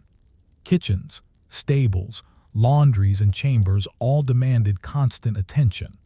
Royal meals, for example, were complex logistical operations. Preparing dozens of dishes for high-ranking guests required coordination, precision, and timing. Any mistake could have consequences beyond mere inconvenience. Spoiled food or mismanaged kitchens could provoke illness, damage the monarch's reputation, or even provide opportunities for rivals to question loyalty and competence. The mundane work of daily survival was, in fact, inseparable from political stability. Another critical area of influence was ceremonial life. Pages and attendants learned the intricacies of court etiquette, ensuring that the monarch's public appearances conveyed authority, dignity, and control. Missteps in protocol could provoke offense or signal weakness to foreign envoys, while meticulous adherence reinforced legitimacy. In many cases, the youngest servants, trained from childhood in these rituals, were crucial to preserving the monarch's image and authority. Their labor was invisible to most observers, yet it shaped perceptions of power across courts and nations. Danger, however, was a constant companion. Courts were rife with intrigue, jealousy, and opportunism. Servants had to navigate factional rivalries, often choosing between loyalty to their master and self-preservation. A misinterpreted action or failure to report a perceived threat could result in punishment, dismissal, or death. In extreme cases, servants were accused of plotting against the monarch, sometimes as scapegoats for failures beyond their control. Their survival demanded vigilance, intelligence, and an acute understanding of human behavior skills, often more critical than physical strength or noble birth. Interestingly, servants sometimes acted as mediators between the king and powerful nobles or foreign diplomats. A trusted valet, page, or chamberlain could deliver messages with subtle emphasis, interpret tone and intent, and even advise the monarch on interpersonal dynamics. These interventions could prevent misunderstandings, avert conflict, or manipulate negotiations in ways that official policy documents could not. In essence, servants often served as the eyes, ears, and occasionally the conscience of the ruler, mediating both practical and political realities. The stories of individual servants illustrate the profound impact of their roles. Take Alice Purrs, mistress and servant influencer at the court of Edward III of England. She began as a servant but gradually amassed power by controlling access to the king, influencing decisions and distributing favors. Though her position was unofficial, her influence shaped court culture, policy decisions, and the distribution of wealth. Similar examples exist across Europe, highlighting how servitude could, under certain circumstances, become a platform for significant political action. Even the architecture of castles and palaces reinforced the servant's influence. Hidden corridors, staircases, and private rooms allowed attendants to move unseen, deliver messages discreetly, or observe events without drawing attention. Those who knew the layout intimately could exploit these spaces to protect the monarch, monitor rivals, or gain leverage. Knowledge of physical space was a powerful tool. It allowed servants to mediate access, control information, and safeguard or manipulate outcomes behind the scenes. At the same time, the psychological labor of service cannot be understated. Servants were constantly observing moods, anticipating crises, and interpreting subtle cues in behavior, tone, and expression. Their skill lay in the ability to predict the monarch's reactions, adjust their own behavior accordingly, and manage the flow of events. In many ways, these individuals functioned as both guardians and regulators of court life, ensuring that the machinery of monarchy continued to operate despite personal, political, and environmental disruptions. Ultimately, the hidden labor of royal servants was not simply functional, it was historically consequential. The survival of monarchs, the smooth administration of kingdoms, and even the outcomes of wars and diplomatic negotiations often depended on these invisible actors. They were the intermediaries between power and perception, labor and legitimacy, routine and influence. Their stories remind us that history is rarely shaped solely by kings and nobles. It is also crafted by those whose work is silent, subtle, and indispensable. By the end of Section 2, one question remains. How many of the monumental events we attribute to kings and queens' victories, defeats, alliances, and betrayals were influenced as much by the discretion, vigilance, and skill of servants as by the rulers themselves? And how many stories remain hidden, lost behind closed doors and forgotten corridors of medieval palaces? As we step deeper into the world behind the throne, it becomes clear that royal servants were more than observers, they were active participants shaping the trajectory of kingdoms. Their influence, though largely invisible to chroniclers and the general public, was profound. In some cases, their decisions and actions determined the survival of monarchs, the continuity of dynasties, and the success of political strategies. Understanding their roles offers a new lens through which to view medieval history, one that acknowledges the silent labor underpinning the grandeur of crowns and palaces. A striking example comes from the court of Louis XIV of France, where royal household staff were tasked not only with domestic duties, but also with the management of court politics. The Sun King relied heavily on chambermaids, pages, and valets to control access to him, arrange meetings, and mediate disputes. By managing what the king saw and heard, servants could subtly shape decisions, influence alliances, and even manipulate the favor extended to courtiers. While the king's authority appeared absolute, in practice, it depended on a vast network of attentive and loyal individuals who maintained both the functionality and the appearance of the monarchy. Even in less centralized courts, the significance of servants was immense. In England, during the reigns of Edward III and Richard II, confidential advisors and chamber staff often influenced policy, military appointments, and diplomatic negotiations.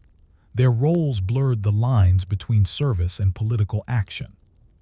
A servant who understood the intricacies of court etiquette, the temperament of the monarch, and the subtleties of factional rivalry could wield power far beyond their station, controlling information, mediating disputes, and ensuring the stability of the court in times of crisis. The labor of these individuals was also critical during times of instability or conflict. When kings were absent due to war, illness, or political exile, the household staff maintained continuity, safeguarding property, managing resources, and ensuring that the administration continued to function. For instance, during the Hundred Years' War, English and French royal households relied on experienced servants to preserve continuity while the monarchs were preoccupied with military campaigns. Their careful management of finances, food supplies, and personnel prevented immediate collapse and allowed the monarchy to survive prolonged periods of uncertainty. Beyond their practical duties, servants played a vital role in shaping perceptions and legitimacy. In medieval society, appearance and ritual were as important as action. Court ceremonies, banquets, and public events projected power and stability.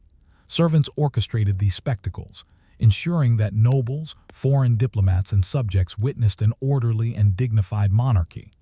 A misplaced chair, a delayed message, or an unclean hall could be interpreted as incompetence or weakness. By managing the stage on which political life unfolded, servants influenced not only immediate perceptions, but also the long-term credibility of the monarchy. Some servants became indispensable advisors precisely because of their proximity to the monarch and their knowledge of court dynamics. Alice Perrers, mistress to Edward III, exercised influence by controlling access and mediating between factions, illustrating that personal relationships within the household could have broad political consequences. Similarly, the secretaries of the French court were able to shape foreign and domestic policy through their management of correspondence and record-keeping. In each case, the combination of proximity, discretion, and intelligence allowed servants to wield power quietly but effectively, altering the trajectory of nations without formal authority. The risks faced by royal servants were constant and severe. A misinterpreted action, a failure to anticipate the monarch's moods, or involvement in factional disputes could result in punishment, dismissal, or execution. Life at court demanded vigilance, adaptability, and acute emotional intelligence. Servants had to navigate complex social hierarchies, balancing loyalty to their master with survival amidst competing nobles. Their ability to do so not only ensured their own survival, but often determined the stability and effectiveness of the monarchy itself. The legacy of these hidden actors extends beyond individual courts. Their labor influenced succession disputes, military campaigns, and diplomatic negotiations, leaving traces in the policies, stability, and longevity of monarchies. The often invisible contributions of servants demonstrate that power in the medieval world was a complex network, dependent not only on titles, armies, and wealth, but also on those who worked quietly in the background to maintain order, manage perception, and protect authority. Ultimately, the hidden lives of royal servants remind us that history is shaped as much by the unseen and uncelebrated as by the visible and celebrated. Every carefully timed meal, every secure message, and every orchestrated ceremony was a building block in the foundation of political stability. The silent vigilance of servants ensured that monarchs could rule, wars could be waged, and decisions could be made, yet their stories remain largely untold in traditional historical narratives. As you reflect on the invisible labor behind thrones, one question lingers. How many of the monumental events we attribute to kings, queens, or nobles were influenced, guided, or even enabled by the quiet skill, discretion, and intelligence of servants? How many pivotal choices, subtle interventions, or preserved secrets relied not on power alone, but on the diligence and insight of those who remained hidden behind the throne? The hidden lives of royal servants reveal a truth about history itself. It is never only the story of rulers, battles, or grand events. It is also the story of those who labor, observe, and act quietly, ensuring that the machinery of power continues to function, often in ways that shape the fate of nations far more than the chronicles ever acknowledge. Story 5. The secret marriage alliances that changed Europe. When we imagine the deadly threats faced by medieval kings and queens, we often picture armored knights clashing on battlefields, sieges of towering castles, or brutal uprisings in city streets. Yet in the quieter corridors of power, a far more insidious danger lurked: poison. Unlike a sword or a siege engine, poison was invisible, silent, and immediate. It could strike at the heart of a kingdom without warning, leaving rulers and courtiers vulnerable in moments of apparent safety. Understanding the use, fear, and consequences of poison in the Middle Ages reveals both the fragility of life in power and the ingenuity of survival strategies employed by those at court. Poison was not merely a tool of assassination, it was a weapon of politics. Consider Charles VII of France and the rumors surrounding his death in 1498. While officially recorded as the result of an accident, chroniclers suggested that poison may have played a role, reflecting the widespread belief that rulers were constantly vulnerable to unseen attacks. Across Europe, monarchs lived with the persistent fear that a cup of wine, a carefully prepared meal, or even a seemingly innocent gift could contain a lethal substance. These fears were not irrational. Chemical knowledge in the Middle Ages, though limited, was sufficient to create deadly concoctions from plant extracts, minerals, and animal toxins. The most notorious substances included arsenic, hemlock, and belladonna, each with distinct properties. Arsenic was favored for its invisibility and delayed effects. A ruler could consume it in small doses over days or weeks, making detection difficult while ensuring a gradual decline in health. Hemlock caused paralysis and respiratory failure, often mimicking natural causes of death. Belladonna, known for its hallucinogenic and sedative effects, could induce delirium or sudden collapse. Knowledge of these substances was shared cautiously among alchemists, apothecaries, and those who served in royal households, creating a shadowy network of chemical expertise that blurred the lines between medicine and murder. The threat of poison shaped not only personal behavior but court protocols. Royal meals were prepared under strict supervision, often tasted in advance by trusted individuals. Goblets, utensils, and plates were inspected rigorously. Food was sourced carefully, and courtiers with access to the king were constantly scrutinized. Even the most mundane interactions, a servant handing a cup of water, a messenger delivering a letter, were potentially dangerous, emphasizing the precariousness of life in proximity to power. The fear of unseen threats influenced social behavior, architecture, and administrative practice. Secret passages, private chambers, and guarded kitchens were as much about controlling potential poisoning as they were about ceremonial grandeur or military defense. Historical examples of poisoning, both confirmed and rumored, illustrate its strategic use. The Borgia family in Renaissance Italy became synonymous with poison, though some historians argue that their reputation was exaggerated by political enemies. Cesare Borgia, for instance, allegedly eliminated rivals through subtle administration of toxic substances, while his sister Lucrezia was rumored to have used poison to secure marriages and alliances. Whether fully accurate or embellished, these stories underscore the fear, suspicion, and strategic logic surrounding poison in courts across Europe. It was a weapon that could bypass armies, walls, and fortifications, striking directly at the human core of power. The use of poison also highlights the intersection of knowledge and survival. Apothecaries, herbalists, and court physicians possessed technical understanding that could be wielded for protection or harm. Some kings and queens maintained their own household laboratories, producing antidotes or developing preventative measures. The creation and administration of antidotes was a sophisticated practice, often involving complex recipes combining herbs, minerals, and rituals. Those who mastered these techniques were invaluable. They could preserve life in an environment of constant danger, while failure could result in catastrophe. The psychological effects of poisoning were as significant as the physical. Suspicion permeated courts, allies were often scrutinized, and trust was fragile. Courtiers carefully monitored each other's actions, and even minor mistakes could be interpreted as malicious intent. These conditions fostered a culture of vigilance, secrecy, and manipulation, in which human relationships were constantly negotiated against the backdrop of potential lethal consequences. The fear of poison thus shaped not only strategy, but the daily social rhythms of medieval life.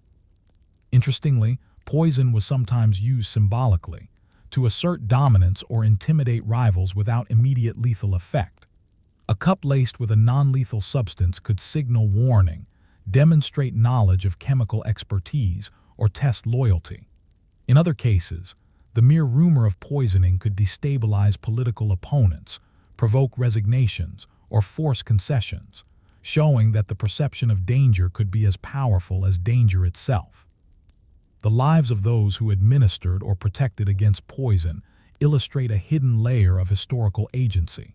Trusted servants, chamberlains, and apothecaries became critical figures in survival. Their expertise could prevent assassination, detect contamination, or even neutralize political conspiracies. Knowledge of toxic substances was power, and in a world where kings could fall silently from an unseen enemy, it could mean the difference between life and death. By the end of Section 1, one question remains. How many kings, queens, and powerful nobles owed their survival not to armies or alliances, but to the vigilance of unseen hands tasting meals, inspecting wine, or crafting antidotes? And how many deaths, political upheavals, or dynastic shifts occurred because poison acted silently, leaving history to puzzle over causes that were never fully revealed? By the 14th and 15th centuries, the fear of poison had become as significant a concern for rulers as armed rebellion. Monarchs were acutely aware that danger could come not from the battlefield, but from a seemingly ordinary cup of wine or a carefully prepared meal. This awareness shaped behavior, politics, and the very architecture of courts, revealing a complex interplay between human ingenuity, fear, and survival. One of the most infamous examples involves Alfonso of Aragon, who ruled Naples in the early 15th century. Chroniclers recorded that several nobles who opposed him, or whose loyalty was uncertain, died under mysterious circumstances. While direct evidence is scarce, suspicion of poisoning permeated court life, leading to constant vigilance among advisors and servants. The mere possibility of poison affected alliances. Nobles hesitated to visit certain courts, ambassadors delivered messages with extreme caution, and even trusted servants were watched closely. In a sense, poison became a psychological weapon, as influential as any army in shaping political behavior. The methods of administration were often subtle. Arsenic, one of the most common poisons, could be concealed in wine, soup, or even sweets. Its delayed effects made detection difficult, especially in a period when forensic science did not exist. Other substances, like hemlock or belladonna, caused symptoms that could be mistaken for natural illness or stress-induced decline. Monarchs and nobles had to navigate this uncertainty constantly, balancing trust with caution. Even within the royal household, nothing could be assumed safe. Meals, drinks, and gifts were scrutinized carefully. Rulers responded to the threat of poisoning in multiple ways. Some, like Henry IV of England, developed personal routines to minimize exposure. Meals were tasted by trusted attendants, utensils were secured, and the proximity of apothecaries was maintained at all times. Castles and palaces were designed with safety in mind. Hidden corridors allowed controlled access to private chambers, and kitchens and storerooms were closely monitored. These measures illustrate how deeply fear of poison influenced daily life, extending beyond paranoia to tangible architectural and social structures. Poison also served as a political tool in more calculated ways. For ambitious courtiers or rival nobles, it offered an alternative to open warfare. If a monarch could be removed silently, succession disputes could be resolved, alliances could shift, and power could be seized with minimal overt conflict. The legendary Borgia family, particularly Cesare and Lucrezia Borgia, is frequently cited as masters of this practice, though historians debate the accuracy of these claims. Regardless, their reputation underscores the widespread perception that poison was a viable instrument of political strategy. Even rumors of poisoning could destabilize entire courts. Suspicion eroded trust, forcing rulers and nobles to scrutinize all interactions, often disrupting governance. Ambassadors and foreign envoys were sometimes accused of attempting subtle assassination, leading to diplomatic tension or even war. This culture of fear created a feedback loop. The more poison was feared, the more cautious and secretive political life became, which in turn amplified rumors, distrust, and paranoia. In this way, poison shaped both action and perception, influencing history indirectly as much as directly. The social implications were profound. Servants became both protectors and potential threats. Their knowledge of daily routines, access to the monarch, and control over meals and gifts made them invaluable but also suspect. Chamberlains, apothecaries, and personal attendants had to navigate delicate balances of loyalty and self-preservation. A single mistake failing to detect contamination, mishandling a gift, or misinterpreting a threat could result in execution or disgrace, illustrating the high stakes of courtly life behind the scenes. Interestingly, poison was sometimes used to assert control without killing. Non-lethal doses could induce illness, confusion, or incapacitation, allowing a ruler or noble to neutralize a rival temporarily without the political fallout of an outright murder. This nuanced use of toxins demonstrates an advanced understanding of both chemistry and psychology. Those who mastered these techniques were highly valued for their ability to influence outcomes subtly, manipulating not just life and death, but perception and opportunity. The psychological impact of living under the threat of poison cannot be overstated. Monarchs became hypervigilant, courtiers cautious, and servants constantly aware that their actions could be scrutinized for signs of disloyalty. This tension shaped diplomacy, law, and daily interaction. Even ceremonial events were influenced by these fears. Cups were passed cautiously, food was prepared under surveillance, and gifts were inspected meticulously. In essence, the fear of unseen danger dictated both the visible and invisible rhythms of court life. By the end of Section 2, the scene is set for examining the ultimate consequences of poison in history. The deaths, conspiracies, and political shifts that changed dynasties and kingdoms. We also confront the question of how much of medieval history, so often recorded as the outcome of battles and treaties, was silently shaped by the careful, hidden administration of toxic substances. And so, we are left with a lingering question. How many monarchs or heirs owed their survival or met their demise not on the battlefield, but in a private chamber, over a meal, or in a cup of wine? How often did the silent threat of poison dictate the fate of entire kingdoms? By the early 15th century, poison had become a deeply embedded aspect of political strategy and courtly life in Europe. Its invisible and lethal potential made it both feared and respected, shaping not only the daily behaviors of rulers and courtiers, but also the very structure of medieval power. The stories of poison demonstrate that life at court was never entirely safe, and that political survival often depended on vigilance, knowledge, and subtlety, as much as on armies or alliances. One of the most notorious cases involves the Borgia family in Renaissance Italy. While the historical accuracy of every alleged poisoning is debated, the pattern is clear. Cesare and Lucrezia Borgia leveraged fear, rumor, and chemical knowledge to consolidate influence and remove rivals. Poison allowed them to manipulate succession, secure alliances, and eliminate threats without open warfare. In a period where battles were costly and public violence could provoke rebellion, the strategic use of poison was often more efficient and more terrifying. The legends surrounding the Borgias illustrate the dual nature of poison. It was at once a practical tool and a psychological weapon, shaping the behavior of both allies and enemies. In France, similar fears permeated the courts. Charles VII and his successors lived with the constant awareness that any meal, drink, or gift could harbor death. Historians have suggested that poison may have played a role in several unexplained deaths among nobles and courtiers, though records are often vague. Whether confirmed or rumored, the threat influenced the social and political culture of the monarchy. Trusted servants, apothecaries, and advisors were tasked with safeguarding the monarch, testing food and preparing antidotes, creating a web of vigilance that was essential for survival. In effect, poison became a silent partner in governance, shaping decisions, alliances, and strategy. The use of poison also highlights the interdependence of knowledge, skill, and trust.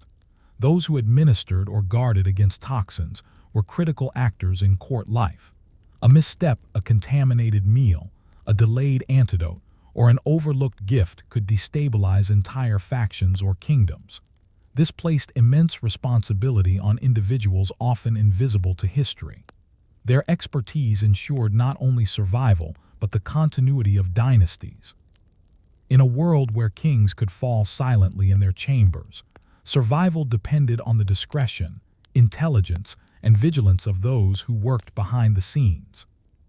Poison also influenced succession and diplomacy.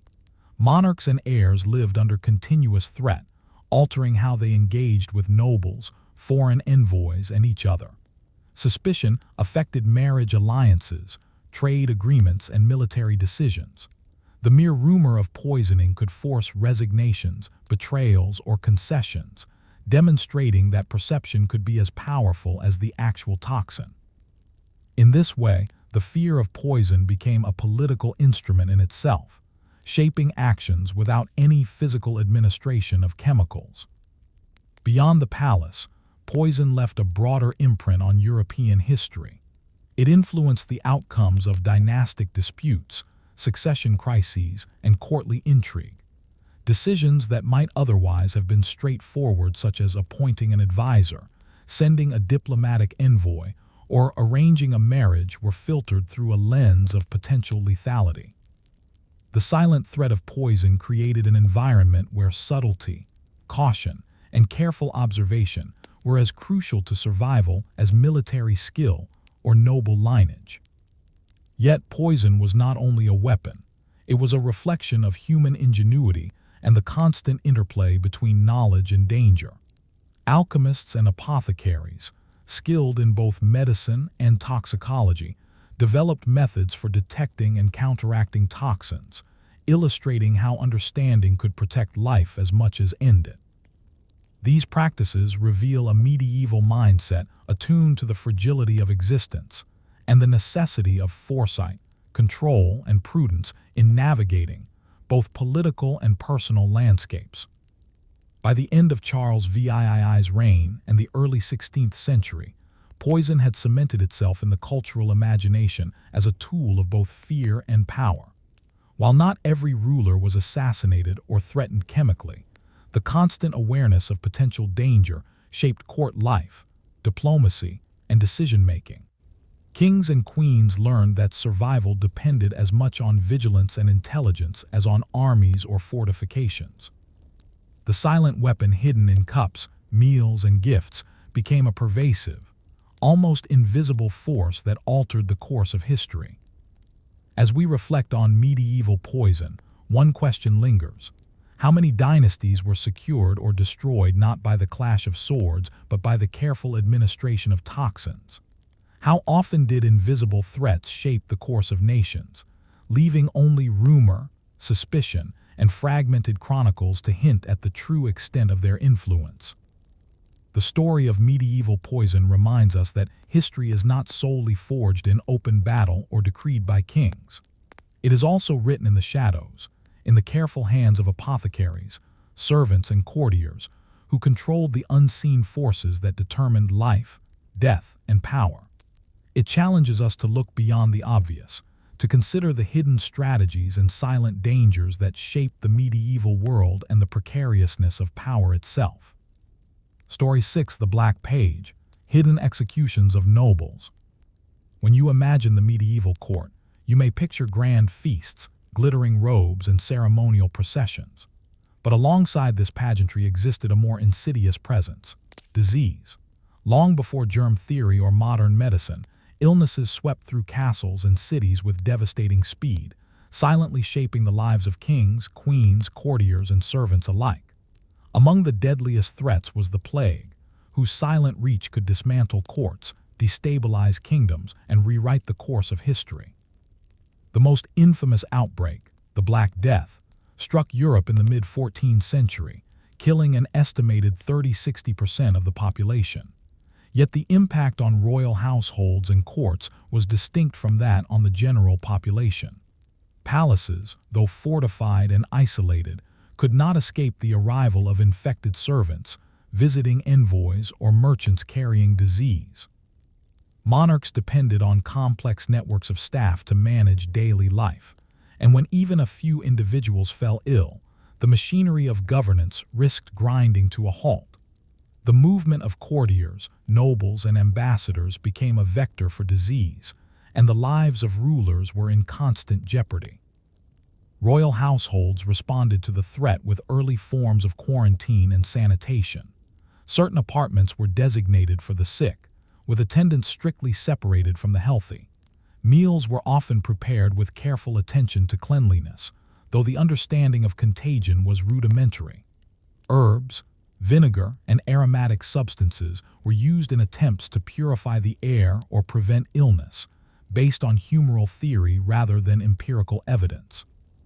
Yet despite these efforts, epidemics could reach even the most carefully managed court, forcing rulers to confront both physical vulnerability and political disruption. The consequences of disease in court life extended far beyond health. If a monarch or heir fell ill, succession disputes could ignite instantly. Rival factions within the court could maneuver to consolidate influence, exploit uncertainty, or prepare for contested claims to power.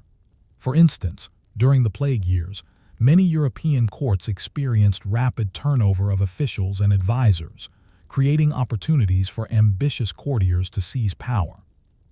The sudden absence of leaders due to illness highlighted the fragility of medieval governance and the reliance of the monarchy on a stable, healthy household. Disease also shaped diplomacy and travel. Ambassadors and envoys arriving from infected regions were often subjected to isolation before gaining access to the king or queen. Travel routes were altered, trade slowed, and communication delayed, illustrating how plague could disrupt political, economic, and military networks simultaneously. Decisions that might have been straightforward were complicated by the unpredictability of health, demonstrating that survival and governance in the medieval world were inseparable from the management of disease. Even the daily routines of court life were influenced by the invisible threat of illness. Servants, who ensured the functioning of kitchens, chambers, stables, and treasuries, were especially vulnerable. The loss of experienced staff could compromise security, disrupt ceremonies, and delay administration. Monarchs often relied on a core group of loyal attendants who, if healthy, maintained continuity. If sick, could imperil the court's stability. The intimate proximity of these workers to the king and queen made them both essential and risky, a duality that shaped decisions about staffing, household organization, and ceremonial practices. Yet amidst the fear and disruption, courts developed strategies of resilience. Rulers sometimes relocated temporarily to avoid outbreaks, moving to rural palaces or fortified castles with lower population density. Household routines were adjusted: fewer public gatherings, more controlled access to private chambers, and meticulous management of meals and supplies. Even without understanding the true cause of disease, these measures reduced transmission and preserved the continuity of governance. They reveal the adaptability of medieval rulers and their households in the face of invisible threats. The psychological impact of plague cannot be overstated. Anxiety and suspicion permeated the court. Servants might be accused of bringing infection intentionally, while outsiders, merchants, visiting nobles, or envoys were viewed with caution. Fear of disease influenced relationships, decision-making, and even ceremonial practices. Kings and queens lived in a constant state of vigilance, balancing the need to govern with the imperative of survival. This tension between public duty and private vulnerability shaped courtly life as much as war, diplomacy, or politics. Disease also forced courts to confront mortality in intimate ways. Children, heirs, and spouses were especially at risk, and the death of a single family member could cascade into political instability.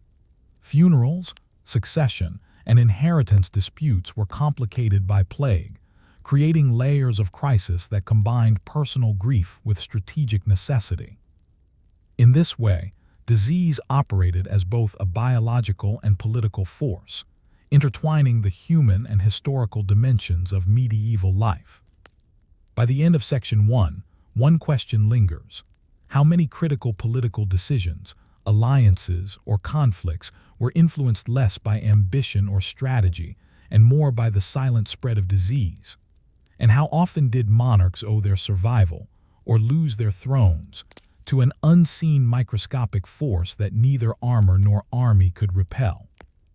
By the late 14th and early 15th centuries, the plague had become a recurring presence in Europe, shaping not only the lives of commoners but also the functioning of royal courts. Monarchs, heirs, and their households faced constant risk, and even a minor outbreak could disrupt governance, diplomacy, and succession. The invisible threat of disease demanded strategies that blended precaution, adaptation, and political acumen. Courts responded in multiple ways. Temporary relocation was common. Rulers often moved to rural palaces or fortified estates to escape densely populated cities where plague was most likely to spread. For example, during recurrent outbreaks in France, kings would retreat to castles outside Paris, seeking isolation for themselves, their families, and their essential staff. These moves were more than protective measures, they were political strategies. By removing themselves from potential contagion, monarchs maintained continuity of governance, ensured that administrative routines could continue, and minimized opportunities for opportunistic factions to exploit chaos. Household organization became a critical tool in disease management. Essential staff were quarantined or segregated, meals were prepared under strict supervision, and access to royal chambers was tightly controlled. Trusted attendants were sometimes rotated in shifts to reduce exposure, while non-essential personnel were restricted from contact with the royal family. Kitchens, stables, and treasuries were monitored carefully. Any lapse could threaten not only health but also the broader stability of the court. In essence, the daily operations of a palace became a complex choreography designed to balance service, survival, and political continuity. The plague also reshaped succession planning. The mortality rate among heirs, children, and spouses was high, forcing monarchs to adopt contingency strategies. Marriages, alliances, and appointments were often made with consideration for potential sudden deaths. For example, when heirs fell ill or died, rival factions within the court immediately jockeyed for influence, sometimes sparking civil unrest or delayed coronations. The health of key individuals became inseparable from the political health of the kingdom, illustrating how disease could indirectly steer the course of governance and historical outcomes. Disease influenced diplomacy as well. Foreign ambassadors, envoys, and visiting nobles were often treated with caution, particularly if arriving from regions affected by plague. Isolation or monitoring of visitors became routine, slowing the transmission of both disease and sensitive information. In some cases, entire treaties or negotiations were delayed due to fear of contagion, demonstrating that the impact of disease extended far beyond personal health. It disrupted the very mechanisms of medieval power. Even the architecture of courts reflected the influence of disease. Castles and palaces were designed with separate chambers, hidden passages, and controlled access to reduce exposure. Certain wings were designated for illness, complete with attendants assigned solely to care for the sick. The movement of servants, courtiers, and royals was carefully managed to prevent accidental contact with infected individuals. In a sense, the plague reshaped the physical as well as the social landscape of power, embedding public health considerations into the very walls of medieval governance. The psychological impact of plague on monarchs and their households cannot be overstated. Constant vigilance fostered anxiety and suspicion. Servants, who were essential to daily operation, were also vectors of risk. A single individual carrying infection could compromise months of preparation and precaution. Courtiers observed each other warily, and even trusted advisors were scrutinized for their health and recent contacts. Life at court became a balance of service, observation, and survival, with every interaction potentially carrying fatal consequences. Disease also revealed the limits of human understanding in medieval Europe. Treatments were rudimentary and often guided by superstition or humoral theory. Herbs, fumigations, and diets were employed to prevent or cure illness, sometimes providing comfort but rarely halting the spread.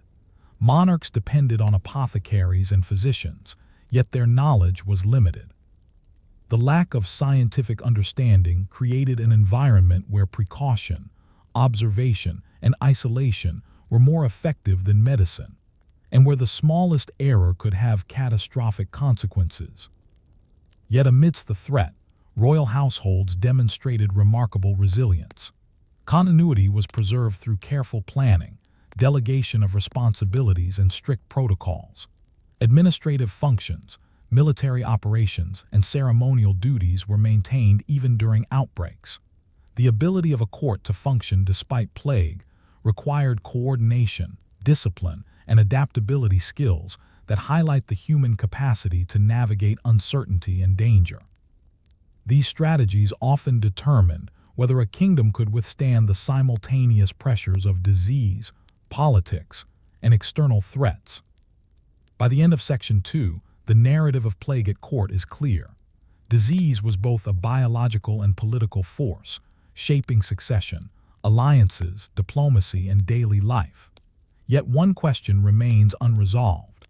How many historical events' decisions to go to war, to marry, or to negotiate were influenced less by ambition or strategy and more by the silent, invisible presence of disease? And how did monarchs, courtiers, and servants adapt, survive, or fail under pressures that no armor, army, or political maneuver could fully protect against?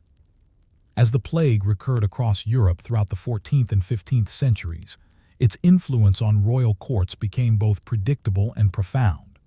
Monarchs, heirs, and their households lived under constant threat, and the management of disease was inseparable from governance, diplomacy, and survival. By the end of the 15th century, the lessons of plague had transformed the way courts functioned, revealing the intricate connection between health, politics, and power. One of the most immediate consequences of plague was its effect on succession and dynastic stability. The death of heirs or key courtiers often triggered crises of legitimacy. In some cases, regencies had to be established for underage successors, while rival factions exploited uncertainty to consolidate power. For example, the repeated outbreaks of plague in England contributed to instability during the Wars of the Roses, as sudden deaths of nobles and heirs created power vacuums that encouraged opportunistic moves. Monarchs were acutely aware that disease could determine the fate of dynasties, making prevention, isolation, and careful household management matters of existential importance. Beyond succession, plague reshaped diplomacy. Courts could no longer assume that envoys or visiting nobles were safe from contagion. Meetings were postponed or conducted with extreme caution. Foreign powers were wary of sending ambassadors to infected regions. In some cases, entire alliances were delayed or reconsidered because the health of a ruler or heir was in question. Disease had become an invisible arbiter in international relations, influencing treaties, negotiations, and political maneuvering without a single sword being drawn. The operational structure of royal households adapted in response to these persistent threats. Servants and attendants became critical actors in the survival of the court. Those responsible for kitchens, chambers, and personal care were trained to manage isolation, monitor health, and implement hygiene practices as effectively as knowledge of the time allowed. Their vigilance ensured that the machinery of government could continue even when illness struck. In many ways, the survival of kingdoms depended not solely on rulers, armies, or fortifications, but on the diligence, skill, and foresight of these often overlooked individuals. Plague also left a profound psychological imprint. Fear and suspicion permeated courtly life. Servants could be accused of bringing disease intentionally or through negligence. Courtiers were constantly vigilant about who they interacted with, and trust became a fragile commodity. Even mundane interactions, handing over a cup of wine, delivering a message, or entering a chamber were fraught with potential danger. The invisible presence of disease reshaped social behavior, etiquette, and power dynamics, demonstrating that the physical and political realms were deeply intertwined. The crisis also spurred innovation, albeit within the limits of contemporary knowledge. Early forms of quarantine, isolation of sick chambers, and management of household routines emerged as pragmatic strategies. Monarchs experimented with spatial arrangements, movement of attendants, and regulation of visitors, laying the groundwork for what would centuries later become formal public health measures. These adaptations reveal that even in an age of limited scientific understanding, human ingenuity sought to mitigate risk, maintain order, and preserve authority. Ultimately, the story of plague at court underscores a fundamental truth about medieval life. Survival and governance were inseparable. Disease was not merely a background threat, it actively shaped political decisions, succession, diplomacy, and social organization. Kings and queens owed their survival to a combination of precaution, observation, and the unseen labor of servants and advisors. When illness struck, the resulting ripple effects could redefine power, influence historical events, and alter the trajectory of entire nations. As we reflect on the impact of disease in medieval courts, one question remains: how often did kingdoms rise or fall, wars erupt or end, and dynasties endure or collapse not through battles or intrigue alone, but because of the silent, invisible hand of illness? And how many of history's pivotal decisions were shaped as much by biology as by human ambition, strategy, or cunning? The silent plague reminds us that history is never only the story of rulers and armies. It is also the story of unseen forces, microscopic, relentless, and impartial, that shaped human lives, power structures, and the course of nations. It challenges us to recognize that vulnerability, resilience, and adaptation have always been central to survival, even at the highest levels of power. Story 7: The Hidden Lives of Queens. Power without recognition. When you imagine medieval royalty, the image of grand weddings, elaborate ceremonies, and carefully chosen partners often comes to mind. But behind the pomp and spectacle, royal marriages were rarely about love. They were instruments of diplomacy, tools for consolidating power, and at times, weapons of manipulation. Each marriage carried consequences that could ripple across kingdoms, influence wars, and shift the balance of dynasties. At its core, a royal marriage was a political transaction. Monarchs arranged unions to secure alliances, legitimize claims, or prevent conflict. For example, the marriage of Isabella of Castile and Ferdinand of Aragon in 1469 united two powerful Spanish kingdoms, setting the stage for the creation of a unified Spain. Yet while the historical outcome is celebrated, the process itself was fraught with negotiation, intrigue, and hidden agendas. Each family assessed not only the immediate benefits, but also potential threats, dowries, and succession implications. A single misstep in negotiations could provoke hostility or even war. Dowries played a central role in these arrangements. Far from being a mere gift, a dowry was a complex package of land, money, and political leverage. For monarchs, securing a substantial dowry could fund wars, reinforce authority, or strengthen alliances. Conversely, inadequate or disputed dowries could destabilize relationships, provoke resentment, or invite interference from other nobles. These negotiations could take months or years, requiring the careful mediation of advisors, envoys, and trusted courtiers. The exchange of dowries illustrates how deeply intertwined marriage was with the mechanics of governance, economics, and diplomacy. Royal brides and grooms were seldom free agents in these decisions. Their personal desires were secondary to dynastic goals. Many young royals were betrothed as children, their futures dictated by political calculation. The court served as both classroom and stage. Young princes and princesses were trained in etiquette, languages, and the intricacies of political life, preparing them to execute marriages that served strategic purposes. In essence, marriage was not just a personal union, but a public performance with far-reaching consequences. Yet the hidden agendas extended beyond alliances and economics. Marriages could be tools of espionage, subtle coercion, or control. A queen consort might bring with her a retinue of attendants loyal to her family, creating networks of influence within the court. Kings could use marriages to neutralize rivals, secure loyalty from powerful vassals, or manipulate succession lines. Courtiers, servants, and advisors often became intermediaries in these maneuvers, carefully observing, advising, or even undermining one another to gain advantage. In many cases, the outcome of these unions was shaped as much by behind-the-scenes maneuvering as by the formal ceremony itself. The human cost of such arrangements was often high. Young royals faced immense pressure to fulfill political roles, produce heirs, and maintain appearances, even in unhappy or dangerous marriages. Alliances could turn into rivalries, and personal relationships were often sacrificed for the sake of dynastic ambition. Stories abound of queens imprisoned for disobedience, princesses exiled for political missteps, and kings coerced into unions that conflicted with their own interests. The stakes were nothing less than power, survival, and the continuity of a kingdom.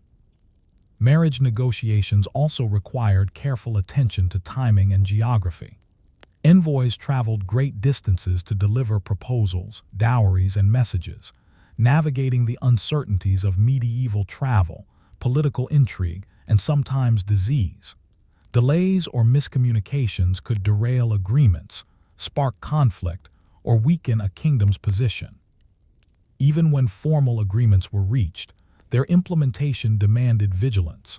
Monitoring dowry payments, ensuring adherence to terms and observing the influence of the incoming spouse and their attendants. Marriage was, in effect, a high-stakes exercise in risk management. Religious considerations further complicated these unions. Church approval was often required, particularly in cases of consanguinity or disputed legitimacy. Papal dispensations could take months to secure, giving rival factions opportunities to manipulate outcomes. Marriages also reinforced religious authority. The sanctity of union served to legitimize rulers and bind subjects to the monarchy.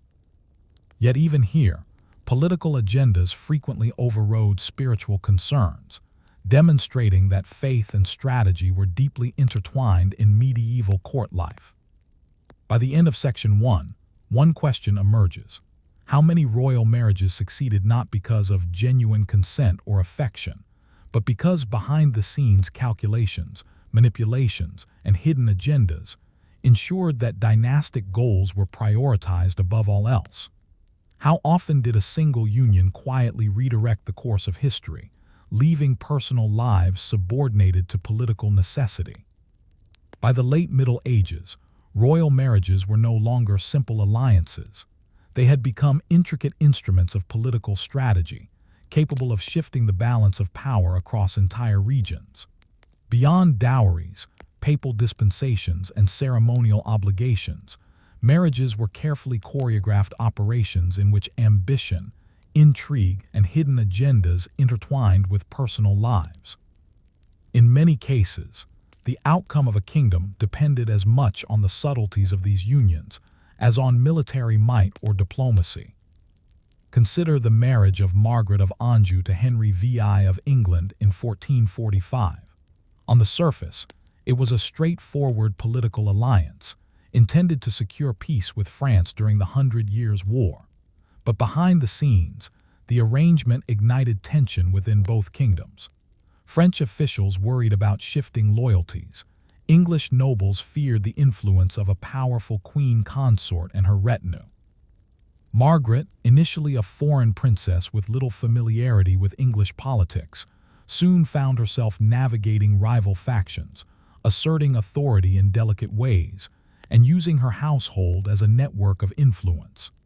In essence, the marriage became a battlefield of its own, a test of wit, strategy, and resilience. Households of royal brides and grooms played a critical role in these dynamics. A queen's retinue, often composed of attendants, advisors, and relatives from her homeland, could wield enormous influence within the court. These individuals served as intermediaries, intelligence gatherers, and advocates for the interests of the bride's family. Conversely, kings and princes relied on loyal advisors and chamber staff to monitor these foreign elements, manage alliances, and maintain control over their courts. The interaction between these household networks frequently determined the political impact of the marriage itself, revealing a hidden layer of courtly power that operated behind ceremonial displays. Betrayals and hidden agendas were common. Factions within the court often viewed royal marriages as opportunities to manipulate power, favor certain heirs, or destabilize rivals. Advisors might secretly encourage the king to grant privileges to certain relatives, or undermine the influence of the queen's retinue, all while maintaining outward appearances of loyalty.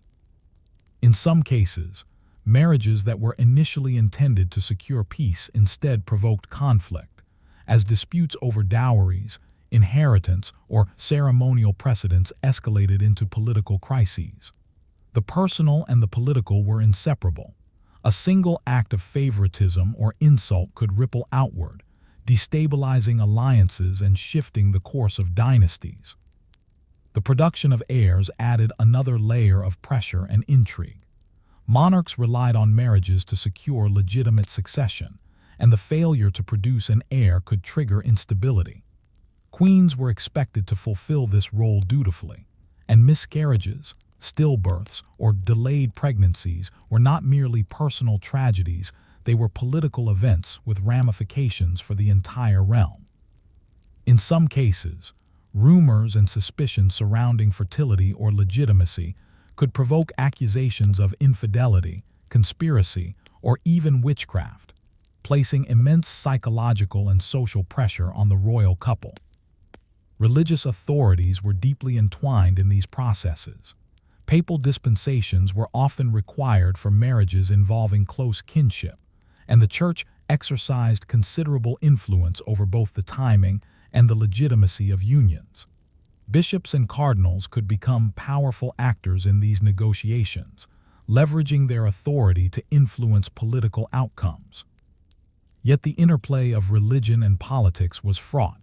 Clergy often pursued their own agendas, balancing spiritual guidance with opportunities for patronage, influence, or control over succession disputes. Travel and geography also affected the politics of royal marriages. Envoys carried proposals, dowries, and documents across long distances, facing dangers from weather, banditry, and political instability. Delays in delivery could disrupt negotiations, and miscommunications could spark conflict. Even after a marriage was formalized, travel to the spouse's court could expose the bride or groom to illness, hostility, or espionage.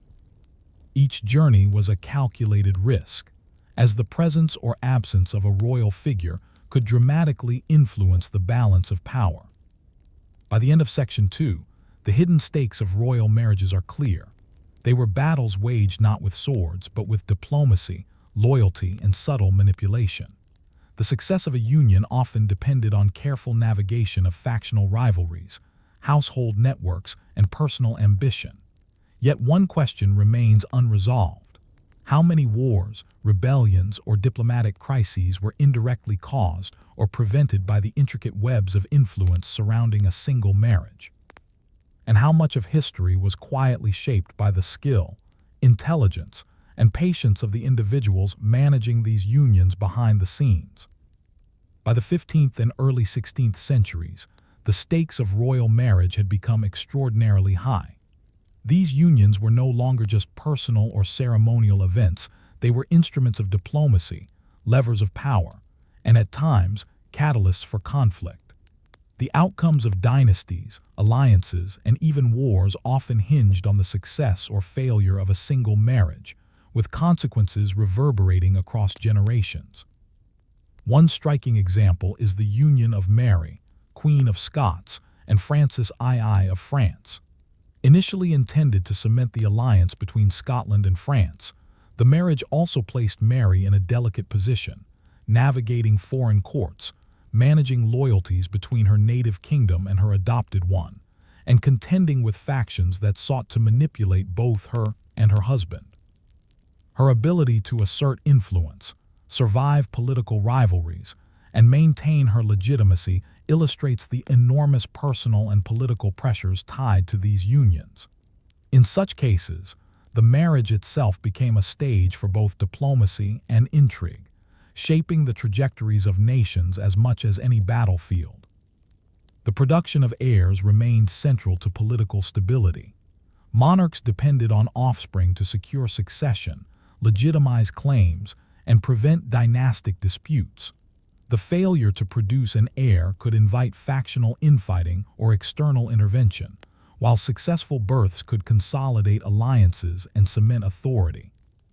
Yet the personal consequences for the queen or consort were immense.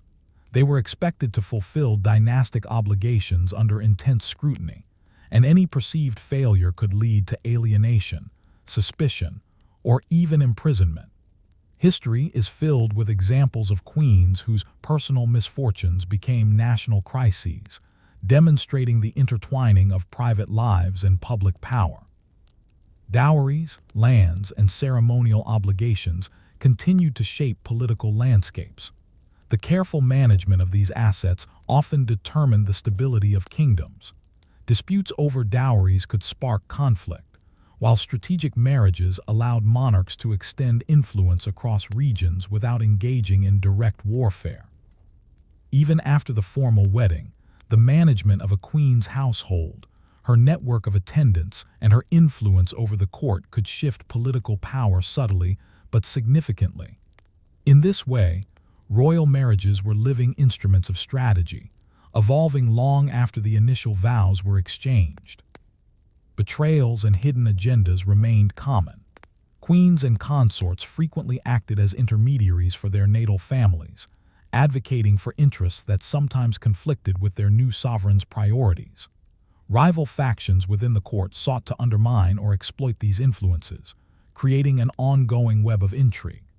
A marriage that appeared stable on the surface could conceal tensions that eventually erupted into rebellion, diplomacy crises, or even assassination. In this environment, success required not only formal power but constant vigilance, subtle negotiation, and political acumen. Religious authorities continued to shape these unions. Papal dispensations, legitimacy claims, and ecclesiastical approval could alter the course of a marriage or even block its formation. Religious law often intersected with political necessity, producing situations where faith, power, and strategy were inseparable. Clergy could act as both mediators and manipulators, exerting influence over succession, inheritance, and alliances. The church, like the court, became a space where personal and political ambitions intersected, and where subtle interventions could have far-reaching consequences. By the end of these complex negotiations, alliances, and power plays, the legacy of a royal marriage could endure for centuries.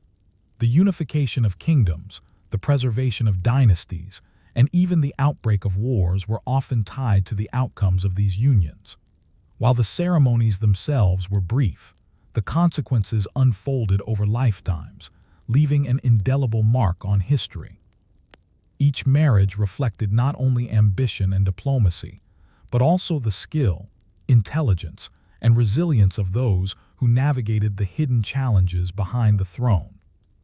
As we reflect on the strategic importance of royal marriages, one question lingers: how much of history wars waged, kingdoms united or divided, and dynasties preserved was quietly determined by the negotiations, alliances, and intrigues surrounding a single union? And how often did the unseen actors, the attendants, advisors, and intermediaries who managed the day-to-day realities of these marriages shape events as profoundly as kings, queens, and armies? Royal marriages were more than ceremonies or social contracts. They were instruments of power, vehicles of influence, and, at times, battlegrounds of loyalty, ambition, and survival. They remind us that history is never just the story of rulers, it is also the story of those who operated behind the scenes, whose careful management, subtle negotiation, and strategic vision quietly shaped the destinies of nations. Story 8: Plague and Privilege: How Kings Survived When Subjects Died. When we think of medieval courts, we often picture grand halls, ceremonies, and battles for territory, but beneath the pageantry lay a shadowy world of spies, secret messages, and covert maneuvering. Espionage in the Middle Ages was not a modern invention. It was an essential tool for kings, queens, and nobles who needed to protect their realms, gain advantage over rivals, or uncover plots before they erupted into open conflict. Unlike armies or fortresses, spies operated in the shadows, their work invisible yet crucial to survival and power. Spies in medieval Europe came in many forms. Courtiers, merchants, messengers, and even servants could act as eyes and ears for rulers. A valet who understood the temperament of visiting dignitaries, a chamberlain who overheard whispered conversations, or a merchant traveling between cities could all carry valuable intelligence. Unlike today, where espionage might involve technology or surveillance, medieval intelligence relied on observation, discretion, and human networks. Information could be gathered through subtle questioning, careful listening, or even observation of behavior during courtly rituals. Courts recognized the importance of controlling information. Letters and messages were closely guarded, often delivered by trusted messengers who swore oaths of loyalty. Secrecy was paramount. A single intercepted message could trigger war, provoke rebellion, or compromise an alliance.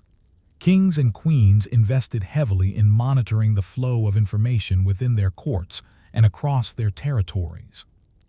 This created a dual challenge: gathering intelligence on rivals while preventing their own secrets from being exposed. In effect, medieval espionage was as much about defense as it was about offense. Some spies operated openly under the guise of legitimate roles. Ambassadors, merchants, or clergy could carry intelligence under the cover of diplomacy, trade, or religious duties. Their position allowed access to sensitive information that could then be relayed back to their monarch or noble patron. For instance, during the Hundred Years' War, both England and France relied on networks of informants to monitor troop movements, political alliances, and economic conditions. These networks often extended across borders, illustrating the sophistication and strategic importance of intelligence gathering even in an era without modern communication. The methods of medieval espionage were both creative and cunning. Ciphers and codes were sometimes used to conceal messages, while invisible inks and hidden compartments could prevent interception. Couriers memorized entire messages to avoid leaving written traces. At times, deception and disguise were employed. A spy might pose as a pilgrim, a merchant, or even a performer to move unnoticed through enemy territories. These practices required a combination of intelligence, courage, and resourcefulness, highlighting the skill and bravery of those who operated in the shadows. Intrigue within the court itself was another arena for espionage. Nobles constantly monitored one another, seeking advantage or attempting to anticipate plots. Servants and attendants were particularly valuable because of their proximity to rulers and the information they could access. A whispered conversation overheard in a hallway, a letter glimpsed before delivery, or even the subtle observation of facial expressions could provide critical insight into intentions, loyalties, and rivalries.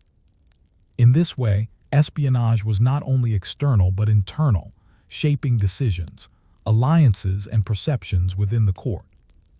The stakes of espionage were enormous. A single piece of intelligence could alter the outcome of wars, expose conspiracies, or prevent assassinations. Conversely, failure could have fatal consequences. Spies risked imprisonment, torture, or execution if caught. Monarchs understood that the lives of rulers, heirs, and entire dynasties could depend on the accurate and timely delivery of intelligence. As a result, espionage was both a science and an art, requiring careful organization, trust, and the ability to act swiftly on uncertain information. Political culture in medieval courts was thus inseparable from intelligence operations. Decisions regarding alliances, military campaigns, and diplomacy were often informed by hidden networks of observation and communication. Knowledge of enemy intentions, internal dissent, and the loyalties of key actors was a currency as valuable as gold or territory. The invisible work of spies, messengers, and observers shaped history in ways that were rarely recorded, leaving us with tantalizing glimpses of the unseen forces that guided medieval power. By the end of Section 1, one question emerges. How many battles, treaties, or political maneuvers were influenced not by armies or decrees, but by the careful observations and secret messages of unseen individuals? How much of medieval history was quietly written in shadow, by those who risked everything to gather intelligence, navigate intrigue, and safeguard the survival of their monarchs? By the 14th and 15th centuries, espionage had become an essential, if shadowy, component of political and military strategy. Kings and queens recognized that knowledge timely, accurate, and secret could outweigh even the largest army or the strongest fortress. Spies, messengers, and informants operated across borders, within courts, and along trade routes, forming a web of intelligence that could protect or endanger entire kingdoms. Courts carefully cultivated networks of informants.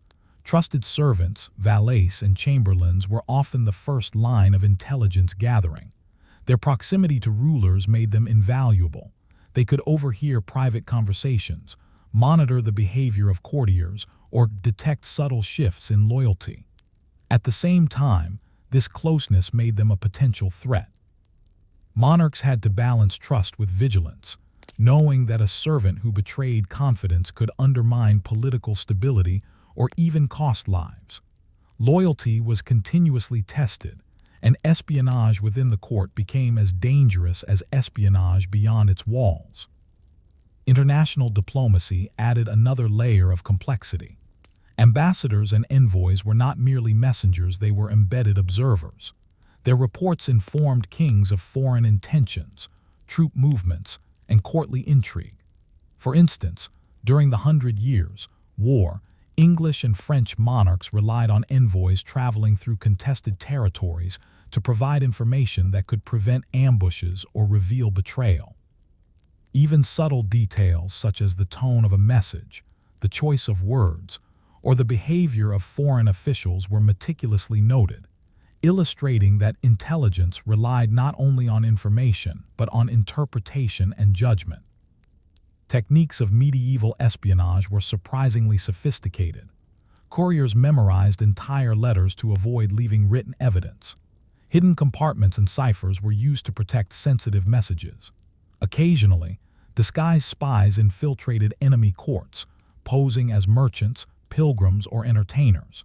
In some cases, signals such as banners, torches, or visual codes conveyed information across distances when direct communication was impossible. These methods required ingenuity and discipline, and the successful application of these techniques could prevent assassination, avert wars, or secure political advantage. Espionage also played a decisive role in military campaigns. Knowledge of enemy positions, troop strength, or logistical weaknesses often determined the outcome of battles before the first arrow was fired. Consider the careful observation of fortified towns. Spies could map walls, note the routines of sentries, and relay critical vulnerabilities to commanders. A single misstep in intelligence delayed messages, misreported information, or failure to notice deception could cost lives and territory.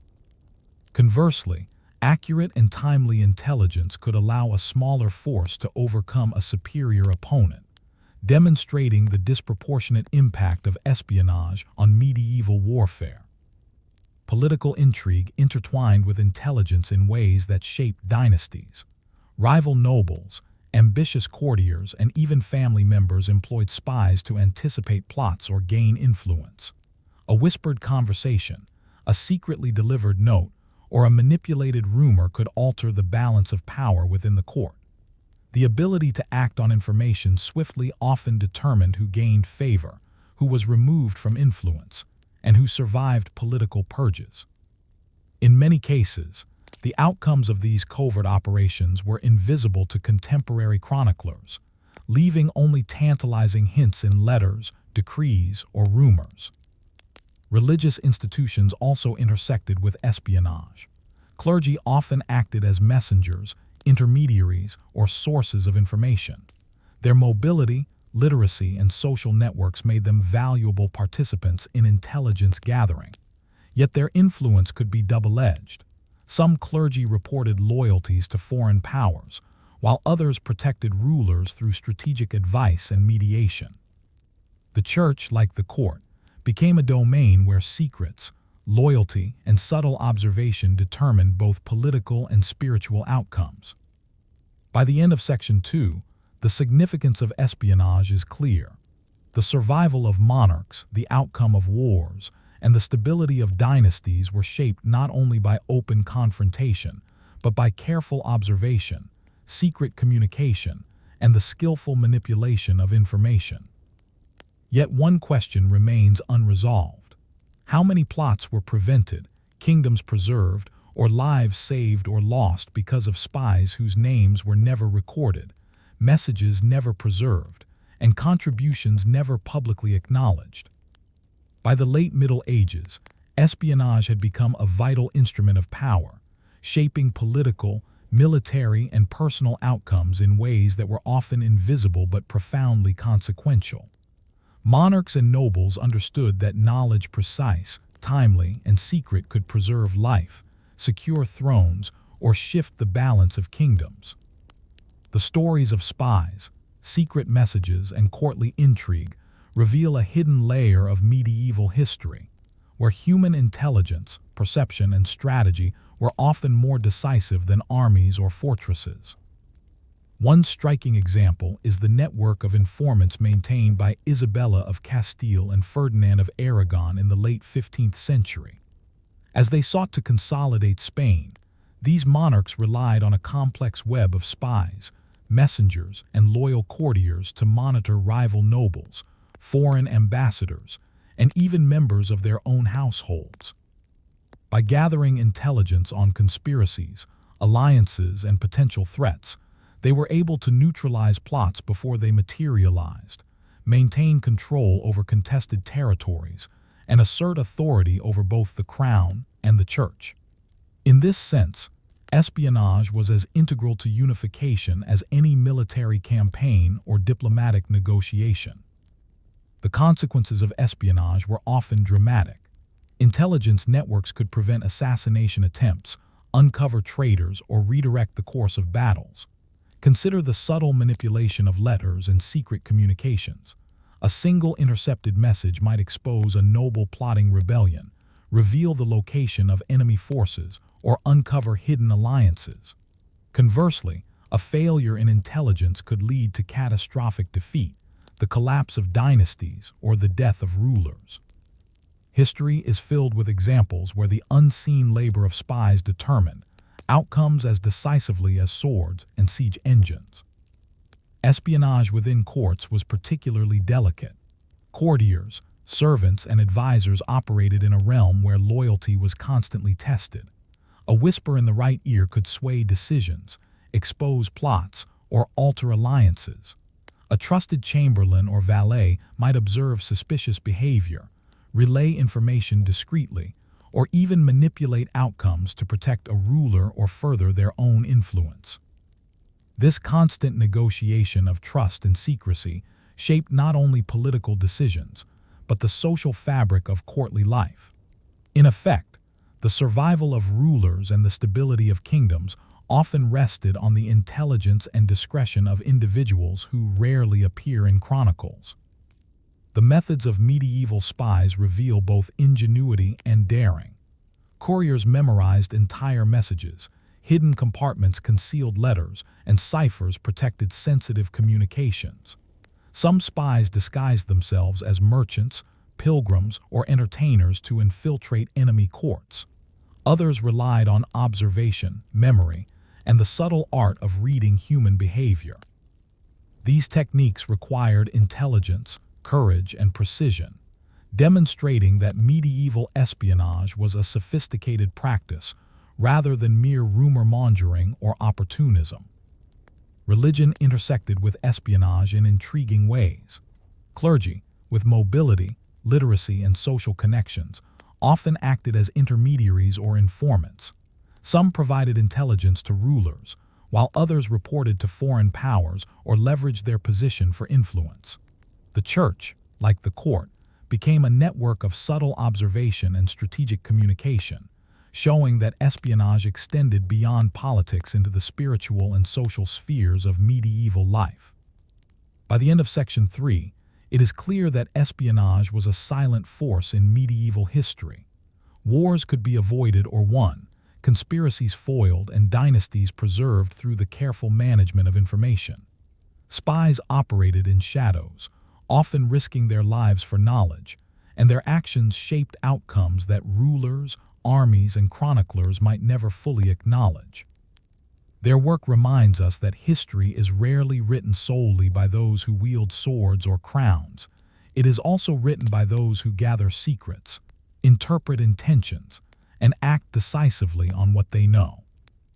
As we reflect on medieval espionage, one lingering question remains: how many of history's turning points, triumphs, failures, betrayals, or reconciliations were quietly determined by the invisible networks of spies, messengers, and observant servants?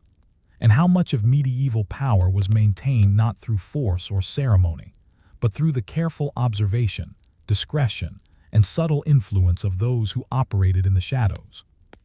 Medieval espionage reminds us that survival, power, and history itself often depend on what is unseen. the careful collection of knowledge, the management of secrets, and the courage to act when information alone can decide the fate of kingdoms. Story 9: The Royal Kitchens, Feasts, Famine, and Forbidden Foods. When you imagine medieval justice, your mind may conjure images of courts, judges, and the rigid application of law. Yet behind the veneer of legal procedure lay a darker reality: torture. Far from being merely an instrument of cruelty, medieval torture was a tool of governance, social control, and information extraction. It shaped the way monarchs, magistrates, and inquisitors exercised power, and it left an indelible mark on the lives of ordinary people and nobles alike. Torture in the medieval period was codified in law and procedure, reflecting the belief that physical coercion could reveal truth and enforce authority. Instruments were designed not only to inflict pain, but to extract confessions, confirm suspicions, or deter dissent. The rack, strappado, and Iron Maiden, though often dramatized, were part of a broader system that included psychological pressure, isolation, and humiliation. Judges, inquisitors, and executioners believed that suffering could compel honesty, uphold social order, and reinforce the power of the sovereign or the church. One of the most notorious arenas for torture was the Inquisition, where individuals suspected of heresy faced intense interrogation. Clergy and secular authorities collaborated to root out dissent, using both physical and psychological techniques. Torture served multiple purposes. It was a method of extracting confessions, a demonstration of authority, and a deterrent for the population. The threat alone could silence opposition, illustrating that torture's power extended far beyond the immediate victim. Fear of punishment shaped social behavior, allegiance, and even religious conformity. Beyond religious persecution, torture played a role in political intrigue. Nobles accused of plotting against kings or queens often faced interrogations designed to uncover networks of conspiracy. Servants, advisors, and courtiers could be subjected to pressure to reveal the loyalties and intentions of others. Monarchs relied on these methods to maintain control over court factions, detect betrayal, and ensure obedience. In effect, torture was an instrument not merely of punishment, but of intelligence and governance, overlapping with the same shadowy strategies seen in espionage and courtly intrigue. The tools and techniques of torture were varied, and knowledge of their application was carefully managed. Executioners and interrogators were trained in methods that maximized pain without immediate death, ensuring that a victim could reveal information before succumbing. Psychological manipulation, including threats, isolation, and humiliation, often accompanied physical methods, demonstrating an understanding of human behavior and vulnerability. Even the fear of torture could compel confessions, illustrating that its influence extended far beyond the chamber itself.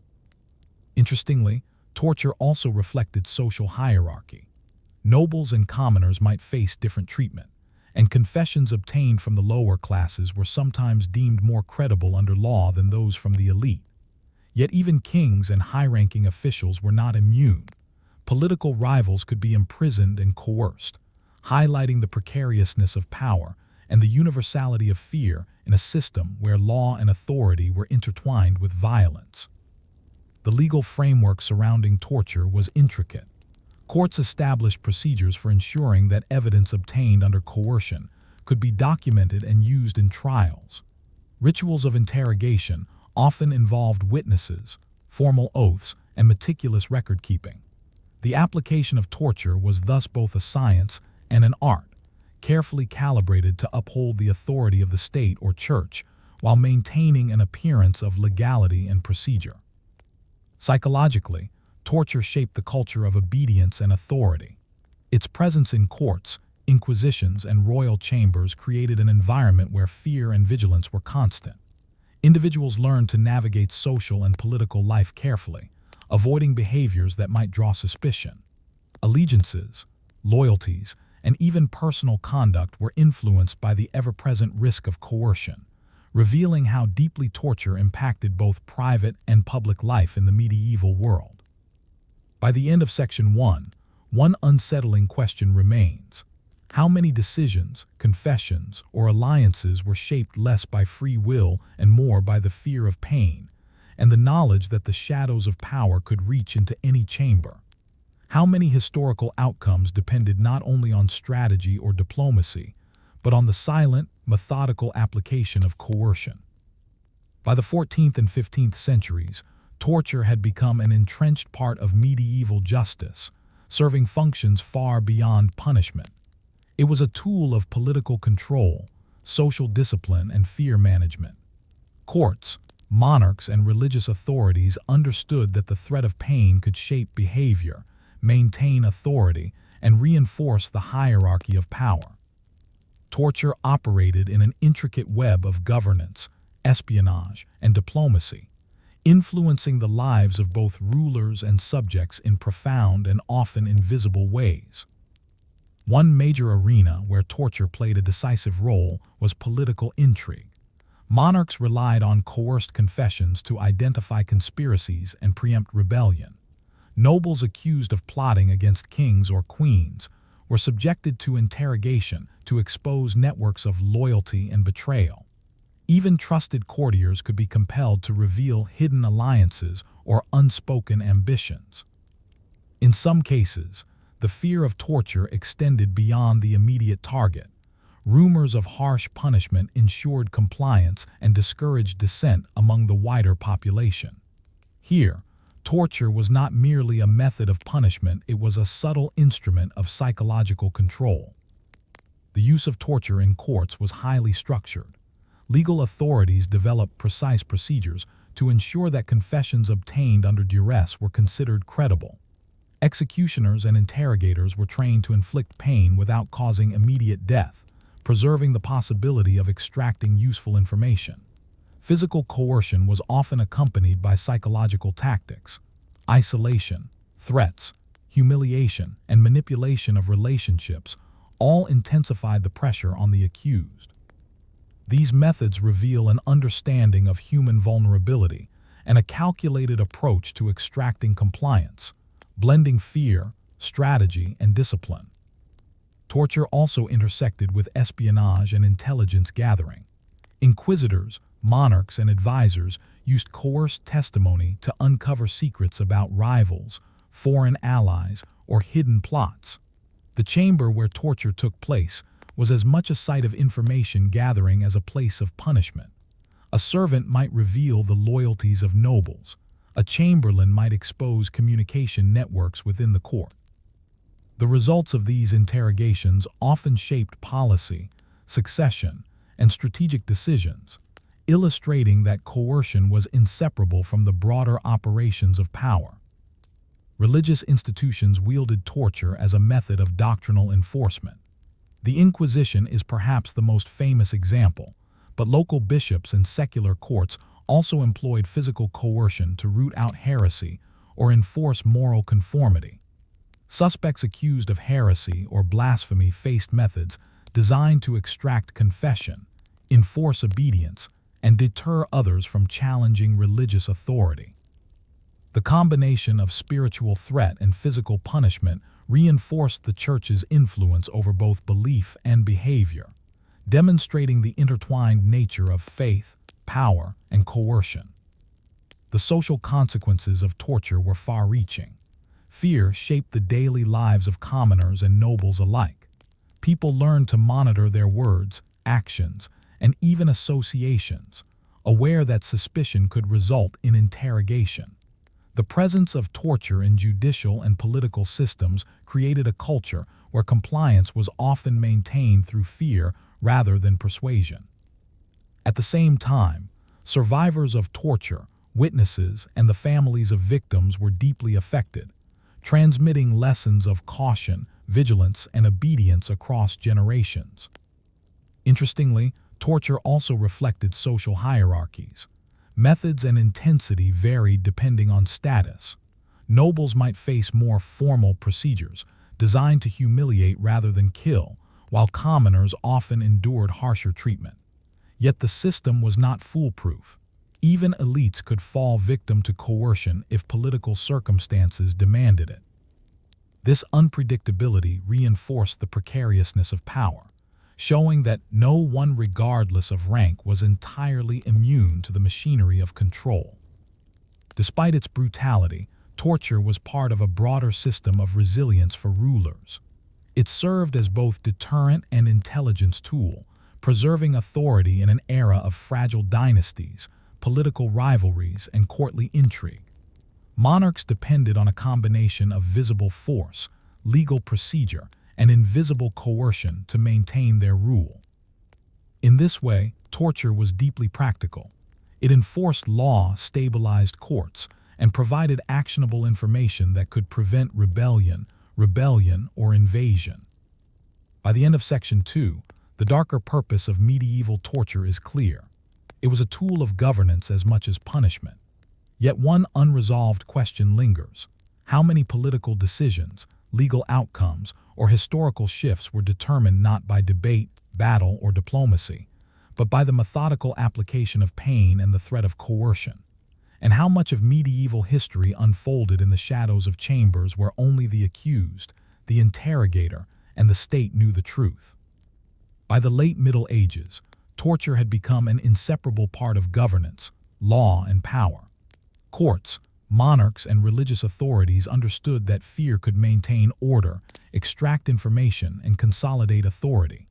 The chambers where victims faced physical and psychological pressure were silent theaters where the survival of kingdoms, the stability of courts, and the fates of individuals were decided, often without chroniclers recording the details. One of the most striking consequences of medieval torture was its role in shaping political outcomes. Monarchs used coerced confessions to expose plots, identify rivals, and neutralize threats. Nobles accused of treason were interrogated not only to confirm guilt, but to reveal networks of allegiance.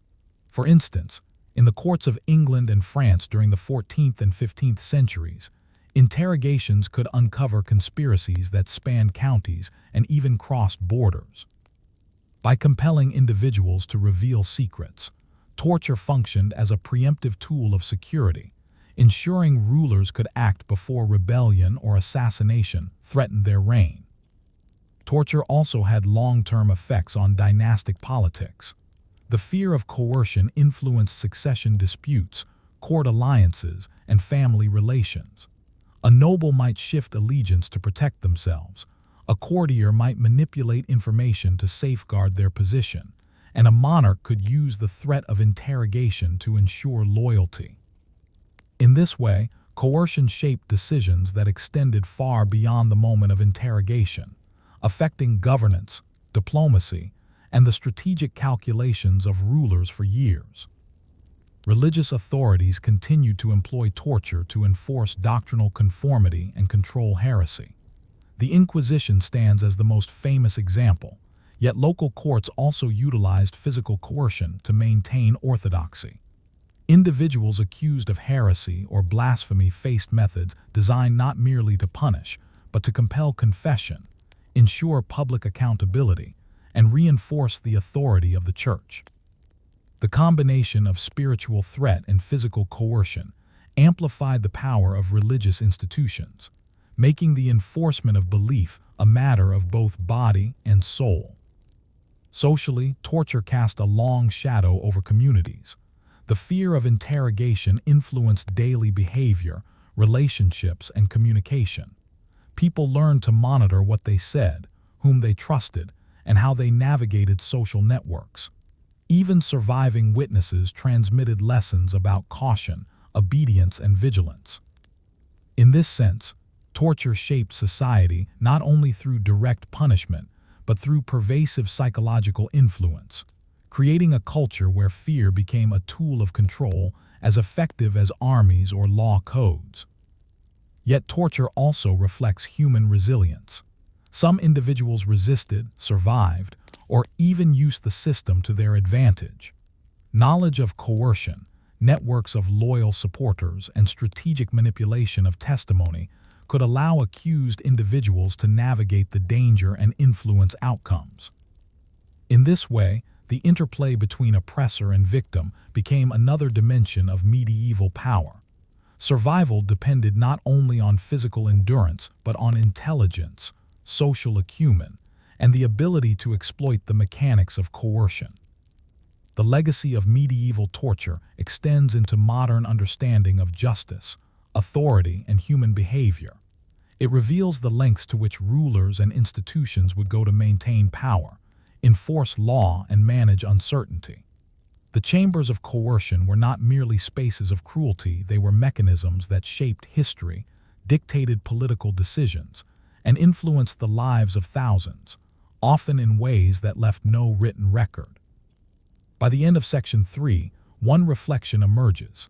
How many kingdoms, alliances, and political outcomes were silently determined in the shadows of torture chambers, where fear and information converged? How many rulers owed their survival not to diplomacy, military might, or luck, but to the calculated application of pain and the strategic management of human behavior? Medieval torture reminds us that power has always been exercised in visible and invisible ways. It illustrates that fear, discipline, and coercion are central threads in the fabric of history, shaping societies, influencing rulers, and leaving an indelible imprint on the course of human events. Story 10: War Plans Behind Closed Doors, Battles You Never Learned About. When you think of medieval kings, you may imagine castles, thrones, and armies, but hidden within their realms were secrets far more tantalizing: treasures. Gold, silver, jewels, and valuable relics were often stored in ways designed to conceal them from enemies, rivals, or even close advisors. These hidden hoards were not merely symbols of wealth. They were instruments of power, tools for negotiation, and sometimes weapons in themselves. The history of secret treasures reveals the intersections of greed, survival, and strategy in the courts and castles of medieval Europe. Kings and queens had every reason to hide their wealth. Wars, rebellions, and shifting alliances meant that possessions could vanish overnight if captured by invading forces or ambitious nobles. Fortresses were built not only to protect territories, but also to secure royal treasures. Underground vaults, secret chambers, and reinforced strongrooms became standard features in palaces, designed to keep gold and valuables away from prying eyes. For example, some medieval European castles had hidden passageways that allowed treasurers to move wealth undetected or store it in inaccessible locations, illustrating the lengths monarchs went to safeguard their fortunes. The secrecy of treasures extended beyond mere storage. Kings often created elaborate systems of record-keeping, known only to trusted officials, to track the location, contents, and movements of their wealth. Mistakes in this system could be disastrous. Misplaced coins, unrecorded jewels, or miscommunicated transfers could provoke suspicion, accusations of theft, or even fatal punishment. Royal treasurers and trusted advisors were bound by oaths of loyalty, yet human nature and the lure of gold sometimes created tension, betrayal, or intrigue. The very act of guarding wealth became a political and personal gamble. Treasures also served diplomatic purposes. Gifts of gold, silver, or precious objects were central to forging alliances, securing marriages, and maintaining loyalty among nobles. Monarchs sometimes gave lavish presents to foreign rulers to cement treaties or demonstrate power, yet the act of giving was always calculated to protect secret reserves. Hidden wealth allowed rulers to wield influence discreetly, rewarding allies or punishing rivals without exposing the full extent of their resources. In this way, treasure became both currency and weapon, shaping political landscapes in subtle but profound ways. The discovery or theft of hidden wealth often triggered dramatic consequences. Hoards unearthed by accident or revealed through betrayal could provoke conflict, inspire rebellion, or spark conspiracies. For example, a hidden treasury discovered by a disloyal courtier could finance a revolt, alter the outcome of succession disputes, or shift the balance of power within a kingdom. Even rumors of secret wealth could generate tension. as nobles speculated about untapped resources and plotted to seize them. The existence of hidden treasures transformed mundane politics into a high-stakes game of strategy and greed. Religious treasures also played a significant role in medieval secrecy. Cathedrals, monasteries, and abbeys housed valuable relics, illuminated manuscripts, and precious objects used in worship. These items were not only sacred but immensely valuable, and their protection often required hidden compartments, secure vaults, and trusted guardians. Monks, abbots, and cathedral officials were responsible for safeguarding these treasures, navigating both spiritual obligations and the practical realities of theft, corruption, and political interference. The management of sacred wealth mirrored the concerns of secular rulers, demonstrating that secrecy and strategy extended across both church and state. Even within royal households, the concealment of wealth influenced daily life. Jewelry, coins, and objects of value were carefully monitored, and access was tightly controlled. Servants, treasurers, and attendants became part of the intricate system of surveillance and management, tasked with ensuring that nothing disappeared. Loyalty, observation, and meticulous record-keeping were as vital as locks in strong rooms. The protection of treasure thus became an ongoing test of discipline, trust, and human judgment, reflecting the broader pressures of courtly life. By the end of Section 1, one tantalizing question remains: how much of medieval politics, rebellion, and diplomacy was influenced not just by armies or strategy, but by the hidden movement of wealth-secret hoards, concealed treasures, and the ambitions of those who knew where they were stored? And how many conspiracies, alliances, or betrayals began with the discovery or suspicion of what lay hidden beneath castle floors, church vaults, or palace chambers?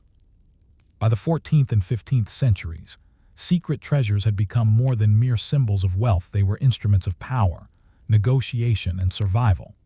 Monarchs understood that the location and control of gold, jewels, and sacred relics could influence diplomacy, secure loyalty, and even prevent the collapse of their rule. Hidden wealth was a tool wielded as deftly as armies or legal authority, often shaping the course of history in ways invisible to contemporaries and chroniclers. Royal treasurers, stewards, and trusted courtiers were the silent keepers of these secrets. Their responsibilities extended far beyond mere accounting. They ensured that gold remained inaccessible to opportunistic nobles, that jewels were moved discreetly, and that records were carefully managed to prevent mistakes that could endanger both the treasury and the monarch's life. Misplaced coins or unauthorized access could spark suspicion, accusations of theft, or fatal punishment. This delicate balance of trust and oversight illustrates that the protection of treasure was as much a political challenge as a logistical one. Treasure hoards were also central to diplomacy. Monarchs often deployed wealth strategically to influence foreign rulers, secure marriages, or maintain alliances. For instance, lavish gifts could cement treaties or demonstrate favor without revealing the full extent of a kingdom's resources. Secret reserves allowed rulers to reward loyalty, fund covert operations, or finance military campaigns discreetly, ensuring that their power was projected without compromising security. In this sense, hidden wealth became both currency and leverage, shaping negotiations and alliances behind closed doors. The concealment of treasure sometimes sparked intrigue and conspiracy. Nobles, advisors, or even members of the royal family might covet what was hidden, leading to plotting, espionage, or betrayal. A single well-placed rumor or accidental discovery could trigger a chain of events: attempted theft, rebellion, or political maneuvering to gain control of the wealth. Even the perception that a king or queen possessed untapped reserves could shift allegiances and provoke calculated actions, demonstrating that the power of treasure extended far beyond its material value. Religious treasures added another dimension to these dynamics. Cathedrals, monasteries, and abbeys often housed relics, manuscripts, and gold objects that were both sacred and highly valuable. Protecting these items required careful oversight, secret vaults, and loyal guardians. Clergy navigated the delicate balance between spiritual duties and practical security, managing treasures that could be coveted by both nobles and monarchs. The church's wealth, often hidden or obscured from the public eye, made it a critical player in political and social maneuvering, blurring the line between sacred devotion and secular strategy. Even the everyday operations of royal households were influenced by the presence of hidden wealth. Jewelry, coins, and precious objects were carefully tracked, and servants were expected to maintain secrecy, obedience, and vigilance. Attendants could gain influence through their knowledge of treasures, while mismanagement or theft could result in punishment or dismissal. In this way, treasure shaped the social hierarchy, alliances, and trust networks within the court, demonstrating that wealth influenced both public policy and private relationships. The discovery of hidden wealth could dramatically alter political landscapes. A hoard unearthed by a disloyal courtier might finance a rebellion or shift alliances, while rumors of concealed treasure could spark intrigue even without physical evidence. The very existence of secret wealth created an environment of speculation, calculation, and tension, as nobles and monarchs alike weighed the risks and benefits of pursuing or protecting hidden assets. Wealth, it seems, was never just material. It was a force capable of shaping decisions, strategies, and the fates of entire kingdoms. By the end of Section 2, the significance of hidden treasures is undeniable. These hoards and secret stashes were more than material objects. They were instruments of political maneuvering, survival, and influence. Yet one unresolved question lingers. How many rebellions, conspiracies, or diplomatic successes were directly influenced by knowledge or suspicion of hidden wealth? And how many rulers owed their survival, power, or victories not to armies, but to the secrets concealed beneath castle floors, church vaults, or palace chambers? By the late Middle Ages, secret treasures had become a decisive force in the politics, survival, and strategies of medieval kingdoms. Monarchs, nobles, and clergy recognized that the control, concealment, and strategic use of wealth could determine the fate of dynasties, influence wars, and shape alliances in ways far more subtle and often more effective than armies or treaties alone. Hidden wealth was power, and the stakes surrounding it were enormous. One notable example is the case of Edward IV of England during the Wars of the Roses. Edward's careful management of royal finances, including secret hoards of gold and silver, allowed him to maintain loyalty among his supporters and fund critical military campaigns. Hidden reserves provided the means to reward allies, finance mercenaries, and sustain operations even when public coffers were depleted. In many ways, the success of his reign relied not only on battlefield victories, but on the strategic discretion and concealment of wealth that allowed him to act decisively in moments of crisis. The protection of treasure was not without danger. Nobles, advisors, and even family members sometimes plotted to seize hidden wealth, leading to conspiracies, betrayal, and violence. A miscalculated move could result in imprisonment, exile, or death. For example, secret royal treasuries occasionally became focal points for uprisings. The discovery or theft of a hidden hoard could embolden rebels or shift the balance of a disputed succession. In these scenarios, the management of wealth was inseparable from politics, requiring vigilance, intelligence, and sometimes ruthless action to preserve authority. Religious treasures also played a dramatic role. Monasteries and cathedrals, with their vaults of relics and sacred objects, became sites of both devotion and intrigue. Possession of these items could confer not only spiritual authority but tangible power. The ability to inspire loyalty, attract donations, or influence political decisions. The protection of sacred treasures required secrecy, loyalty, and often the deployment of force to prevent theft or desecration. In some cases, conflicts over religious wealth intersected with dynastic politics, demonstrating the intertwining of spiritual, material, and political power. Even within courts, the influence of hidden wealth extended to social hierarchies and relationships. Knowledge of a treasury could confer status and influence upon those who managed or protected it, while mismanagement or exposure could destroy careers.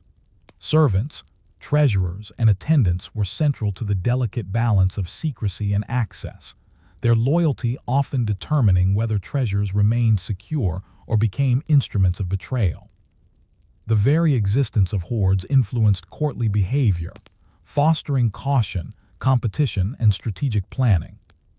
The discovery or mere rumor of secret wealth could spark remarkable consequences. Rebellions were sometimes fueled by the prospect of seizing hidden riches. Diplomatic negotiations could hinge on access to or knowledge of reserves. Alliances could shift overnight as nobles and foreign powers speculated on the location and extent of royal wealth.